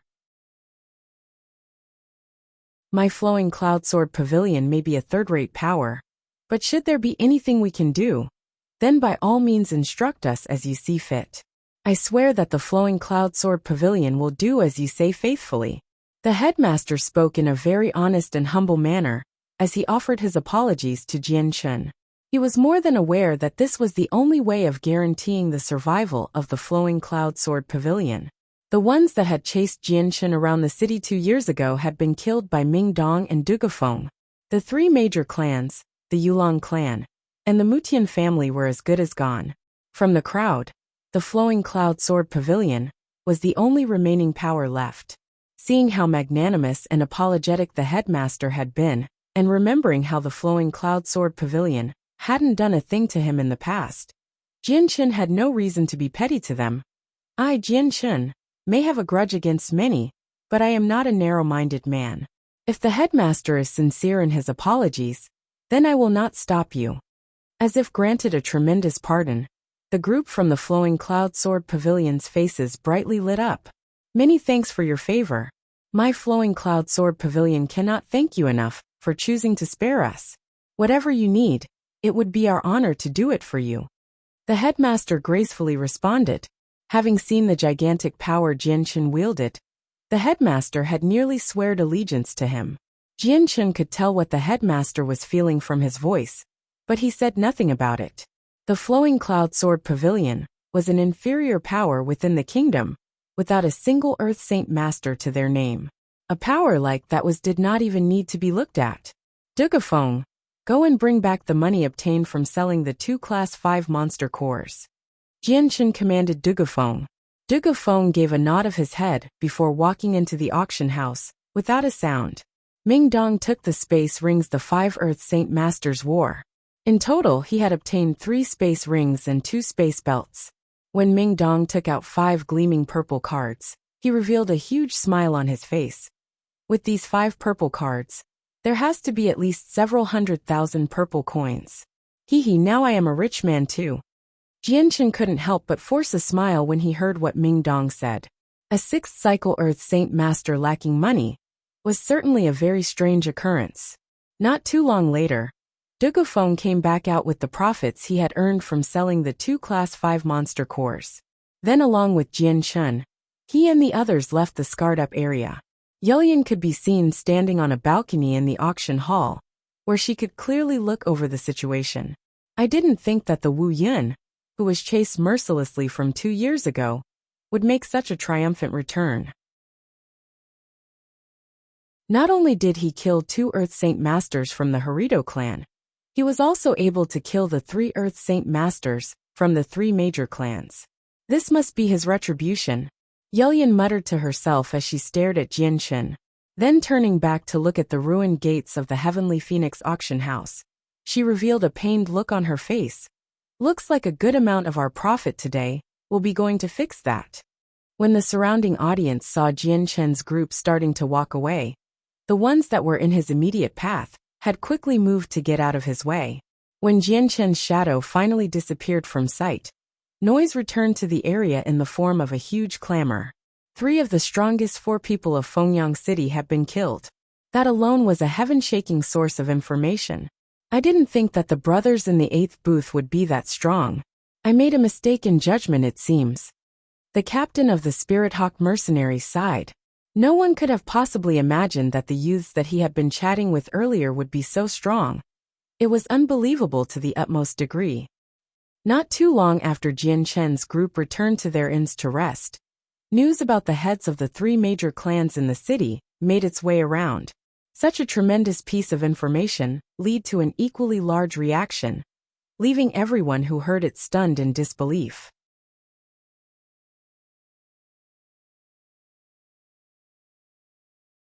Chapter 570. The change in the Yin family. News of what had transpired inside and outside the Heavenly Phoenix auction house quickly made its way to head of the Yin family. When he heard that the head of the Haiming clan had been killed, he was stupefied. But how? How is this possible? Not only was the head of the Haiming clan killed, the heads of the other two major clans were killed as well. They were all Earth Saint Masters though. The head of the Yin family muttered in dismay. It was very hard for him to believe this recent bit of information, and his heart was still finding it very shocking even now. A young woman wearing a red skirt walked into the room, with a look of discomfort on her face. Father, I've just heard that the heads of the three major clans were killed off. Is that true? It's drivel. That's what it is. The three of them were all Earth Saint Masters. Who in Fengyang City could possibly kill all three of them? It has to be false. Men, go out and investigate the truth behind this matter and report back to me. The head of the Yin family boomed with an irritated command. Yes, my lord. Your subordinate will go make the inquiries straight away. The guard stationed in the room immediately ran off to verify the reports. It did not take long for the man to come back to give his report. With a frightened face he said, My lord, the news was not falsified at all. The heads of the three major clans have all been killed. Their bodies litter the streets next to the Heavenly Phoenix auction house. Many other experts were killed as well. Thunderstruck by this disastrous turn of events, the head of the Yin family had originally took the news to be a rumor and didn't believe it. Now hearing the news from the mouth of his subordinate left him with no other choice but to believe it. Despite it being hard to stomach, he simply couldn't deny it any longer. Is that true? Did you personally see the corpses of the three heads? Lord Yun's hands clasped tightly onto the soldier's shoulders, as if trying to choke out the truth. Why yes, my lord. It is absolutely true. Your servant personally bore witness to the three corpses. There is no way this is not true. The soldier spoke in alarm. Now that three major individuals of Fengyang City were dead, the soldier didn't know what to think. This was as unexpected as a bolt of lightning from clear skies. Dazed, the lord broke away from the soldier with an absent-minded look. His Yin family was indeed a power within Fengyang City, but there were still plenty of other parties and mercenary groups that were stronger than him. The Yin family as it was a party that was better kept under the table than on top. He had originally planned for his family to tie themselves to the Haiming clan, to give them some semblance of power. The betrothment between the two powers had already been prepared. All they had to do was wait for the marriage. Then the Yin family would skyrocket in power. However, the Yin family would be equally struck by this disastrous turn of events that befell the Haiming clan, with all their Earth Saint Masters being killed. The lord of the Yin family knew that if by chance the head Earth Saint Master was killed, then the Haiming clan would lose their status as one of the top three clans and drop by an abnormal amount. Their dreams of rising exponentially in power and status had been dashed, turning into nothing in a single stroke. In other words, the fall of the Haiming clan had meant the chance of the Yin family becoming successful significantly fell. When the red-skirted woman heard that the Haiming clan had lost their leader, she was excited. For a moment, she hesitated before asking, Father, now that the Haiming clan has lost their Earth Saint Master, and a good amount of their stronger men, their power has fallen. The benefits we would gain by associating with them would be trivial. Do you think that we should annul the betrothment we have with them as well? Belay that. The Lord immediately dashed the young woman's hopes. You may be right. The Haiming clan has lost their Earth Saint Master, and are no longer as strong as before. But even as that stands, they hold a plethora of information about the inner workings of the city. No other power can match that. Our Yin family would still benefit from this marriage, so don't go around dreaming of such an impractical reality. An unusual amount of frost had appeared within the woman's eyes with those words, but the man did not notice the change. The drastic turn of events had been a huge blow to the development of the Yin family, giving the man a tremendous headache. Letting out a heavy sigh, the man walked to his desk. Yin Lian, fetch your father a cup of tea. Yes, the young woman replied before moving to prepare a cup of tea for her father. Then standing behind her father, she began to dutifully give him a massage as expected from the offspring of a parent. Bringing the cup up to his lips, the lord of the Yin family had only just taken a sip from his cup of tea when his daughter began to suddenly radiate murderous intent. A delicate-looking dagger slid into her hand before she ruthlessly stabbed it into the back of her father. Tzk.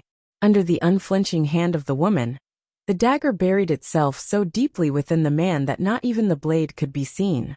The man let out a pained cry as the cup of tea in his hand fell to the table.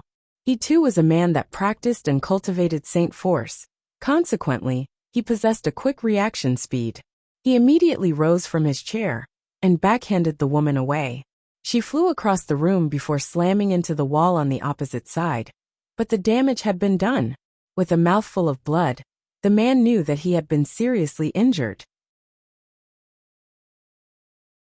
Pulling out the delicate dagger that had been embedded in his back, the man looked at his daughter in disbelief. Yun Lian, what has gotten into you? What reason do you have to kill your own father? Staggering back up, the woman's eyes were flowing with tears as she stared hatefully at the head of the Yun family. Clenching her teeth, she angrily replied, "You don't deserve to be called my father. You are a murderer, the murderer of my mother. Don't think I don't know what you did with my mother. I will take revenge for her." Startled, the man threw down the dagger in his hand in outrage. Yun Lian, have you gone mad? What in the world are you saying? By now, Yun Lian had lost all pretense of being the golden daughter she had been pretending to be. Letting out an angry shout, she said, "Yun Tian, don't you dare lie to me. Tell me how my mother died." With a serious expression, the man replied, "Did your mother not contract a serious illness? You lie. Don't try to deceive me. I know all about what happened that very night. I was watching from a secret spot. My mother didn't die from any illness. It was you that beat her to death. You killed my mother. You are not my father." She shrieked. "What are you saying? Where did you see such a thing?" The man questioned, aghast at what she was saying. Still staring hatefully at the man, the woman spat out the next line with clenched teeth. "That's right. You did something with my mother that night. From where I was hidden, I could see you beat mother to death. My mother was a cultivator. She also owned an earth-tier battle skill. She became a cripple because her saint weapon had been shattered. When you found out that mother had a battle skill, you wanted her to hand it over to you. But she refused. It was through your fists that you attempted to beat it out of her. But with her saint weapon gone and her weakened body, she was killed when you took the beating too far. I know everything. Don't even try to cheat your way out of this. You cannot lie to me. You have the face of a human, but the heart of a beast. By no means do you have the right to call yourself my father. Today is the day I will kill you to take revenge for my mother." A drastic change had overcome the man's face now as he stared gravely at his daughter. "I didn't realize that you had witnessed that night with such clarity. I've clearly underestimated you, especially if you were able to carry on for so many years with such a heavy heart, without my detection. That in itself is worthy of being called my daughter. Yet, how do you plan on killing me with a single piece of cutlery? You haven't condensed your saint weapon yet, nor are you a saint. What means do you have to kill me? You belittle me too much. There's no way I'd believe so naively that I could kill you with a single knife. I smeared some poison on that dagger that I bought for a heavy price at the Heavenly Phoenix auction house. The poison is a dangerous one that will escape even your senses. Yun Tian, you cannot escape death today. May you go to the underworld and be buried with my mother." The woman let out a cold laugh as she spat out her hatred for him. "What? You've poisoned the dagger?" The head of the Yun family cried out with terror. Throwing himself at the woman, he roared, "Hand over the antidote at once." She had been prepared for such an action. The moment he had charged at her, she ran for the door and quickly disappeared from sight. He had not given chase, and instead stared venomously in the direction she had disappeared. Angrily, he said, "What a terrible brat to conspire to kill your father. You will not escape me." From the middle of his room, he hurriedly took out a bottle filled with pills of antidote. He swallowed the pills to alleviate the poison, or at least halt its current progress in his body. After swallowing the antidote pills, the head of the Yin family stalked out of his room. Calling forth for his men, he and the 100 others immediately left the household right away.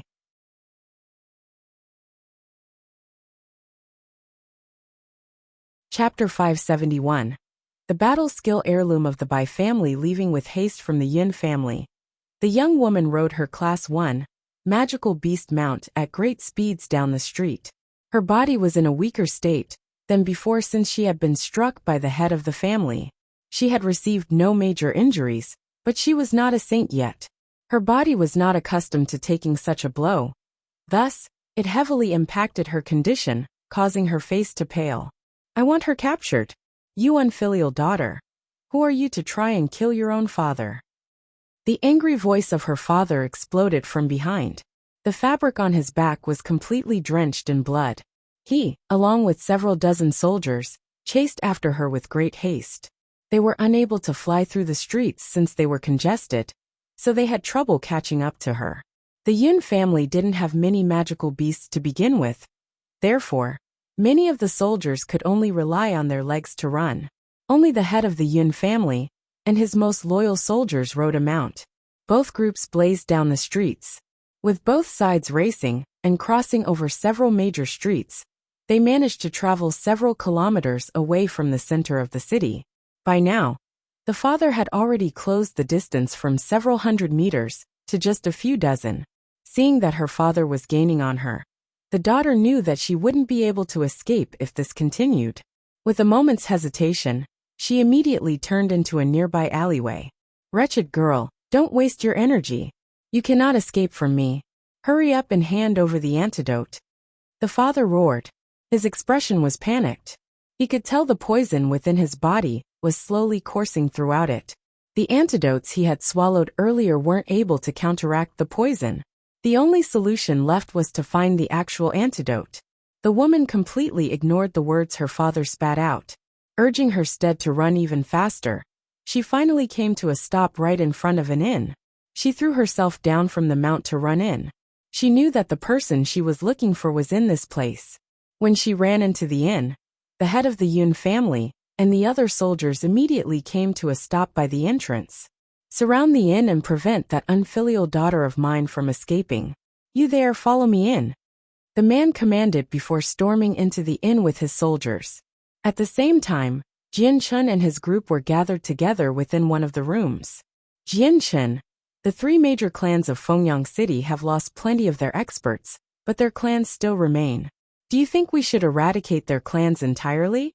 After how they treated you 2 years ago, our strength now would be more than enough to make sure they pay retribution. We shouldn't let them off so easily, especially the Harito clan. Now that we've killed 2 of their Earth Saint Masters, they won't take that matter lying down. Even if they don't do anything now, they will, without a doubt, work against us in the future when the time is right. At the very least, we should cut off the Harito clan and burn the roots so that they will never rise up against us. Ming Dong proposed. Wouldn't that be too cruel?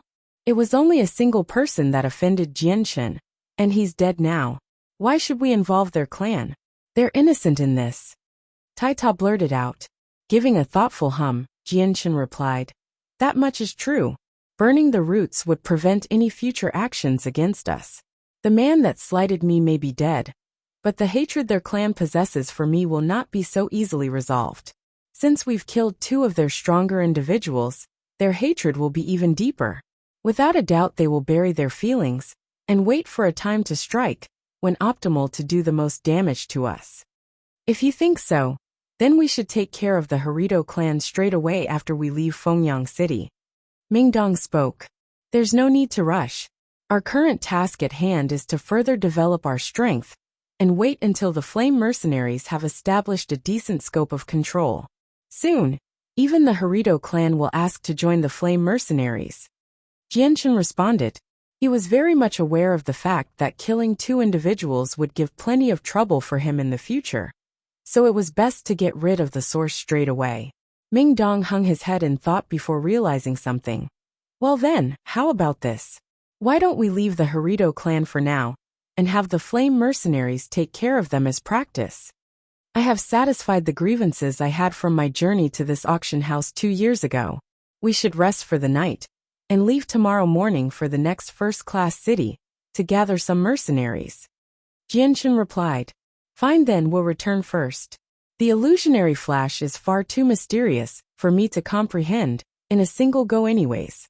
Now that my level of comprehension has increased, I feel that I have a better chance of understanding it.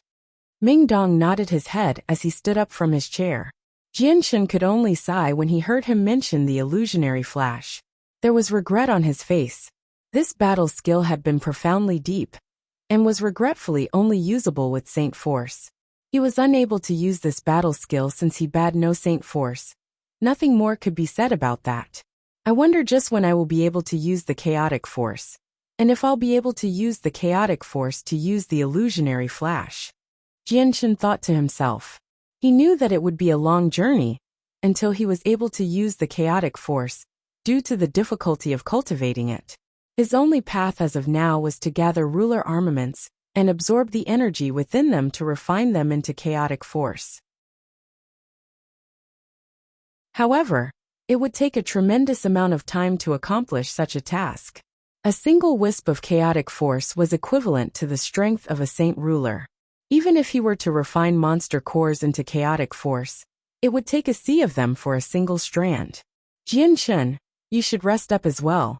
We'll be taking our leave. Yu spoke softly to Jianshun as they all stood up to leave. As soon as Ming Dong opened the door, a bright red blur shot into the room with staggering footsteps before collapsing to the floor. Jianshun and Ming Dong strangely looked at the sudden arrival that was this red-skirted young woman. At a glance, they recognized her as the young daughter of the Yun family from a week ago. Hey, what on earth are you doing barging into our rooms like that? Ming Dong asked with bemusement. When she stood back up onto her feet, her face was exuberantly pale, and her hair had been frazzled from the wind. Such a disheveled figure, like the one she had now, was completely different than from the graceful figure she had back then. The eyes of the young woman shot straight to Jianshun with a hard-to-detect hint of panic and apprehension. Hesitating for only a fraction of a moment, she steeled her nerves and said, "My lords, I know that you are all very strong people. I have a matter that I hope that you will be able to help me with. If you help me destroy the Yun family, then I will repay you in kind with an Earth-tier battle skill." Although she looked calm on the outside, her voice had betrayed the nervousness she felt in her heart. Ming Dong observed the young woman with a pondering glance. "If I remember correctly, you're the young daughter of the Yun family. How queer, the daughter of the Yun family asking us to eradicate the very same family. Just what type of herb did you mix together and take? You said you have an Earth-tier battle skill. How could we believe such a thing? Or did you take us to be 3-year-old children?" Growing more anxious, she pressed on. "It doesn't matter if you believe me or not. The battle skill I mention is true. As long as you help me destroy the Yun family, I will hand it over to you." "So I see, you wretched girl, you've been hiding secrets from me all this time." Suddenly, a furious roar sounded from outside the room, as the head of the Yun family and his strong-looking soldiers came into the room. His eyes landed upon Jianshun and the others. While they all looked young to him, the man knew that they couldn't be taken lightly if his daughter had spoken to them in such a manner. "My lords, I am the lord of Fengyang City's Yun family. This girl here has gone mad and tried to kill her own father. Her words cannot be trusted. Whatever Earth-tier battle skill it is something she fabricated and cannot be believed. I'll be taking her back home. If we have bothered you with this scene, I give my utmost apologies," the man politely explained to Jianshun. It had only taken a moment for him to devise a plan on what to say. Ever since his daughter had spoken, he could already tell that the gathering of people in this room were not people he could afford to offend. With that, the head of the Yun family turned to the soldiers outside the room. "What are you loafing around for? Hurry up and escort my daughter back home." "Yes," the soldiers responded before moving to grab her. As soon as their feet crossed into the room, Dugafeng had immediately stepped forward to block them from entering. With an intimidating glare, he asked, "Out. Who said you could walk into this room as you please?" Startled, the head of the Yun family was further convinced that these youths could not be offended at all costs. "Yes, we will not enter the room without your express approval. If we may please implore you to allow us to escort my mad daughter home, we will avoid troubling you all any longer." Jianshun's eyes stared calmly at the young woman. "Miss, if you may please leave." Despair immediately overcame the young woman's face. She knew that whether or not she would survive today was completely dependent on Jian Chen's assistance. She knew that returning to the Yin family would mean eternal imprisonment for her now that her battle skill was known. Pleading even harder now, she said, "I beg of you to help me. My advanced Earth Tier battle skill is yours in return." The head of the Yin family was ecstatic to hear that it was an advanced Earth Tier battle skill. Quickly schooling his emotions, he said, "Crazy girl. My lords, please ignore what my daughter is saying. She doesn't have any battle skills at all. Pay no attention to her." He wanted nothing more than to rush up to stuff her mouth to prevent her from talking anymore. But Duke of Feng, who was blocking the entryway, had intimidated him into inaction. "If you had an Earth Tier battle skill, then why didn't you go seek out one of the other powers in Fengyang City to help do your bidding? I would imagine they would all be more than willing to help for an Earth Tier battle skill." Jian Chen inquired. "There was never a chance in the past, and I was never sure whether or not an Earth Tier battle skill would be enough to help me.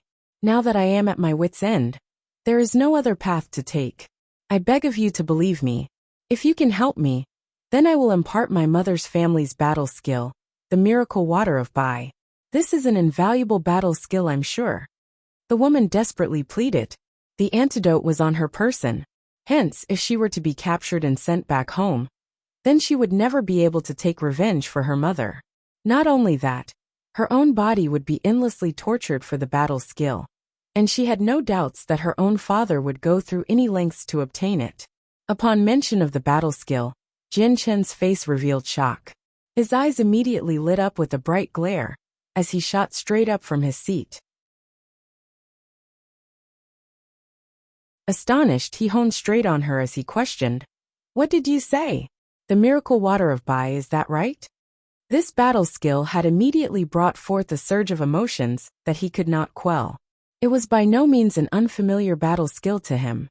In fact, it was the battle skill that was passed down from each person in the Bai family. You're tuning in to the Li Mei's Wuxia Whispers YouTube channel. We're so grateful for your support.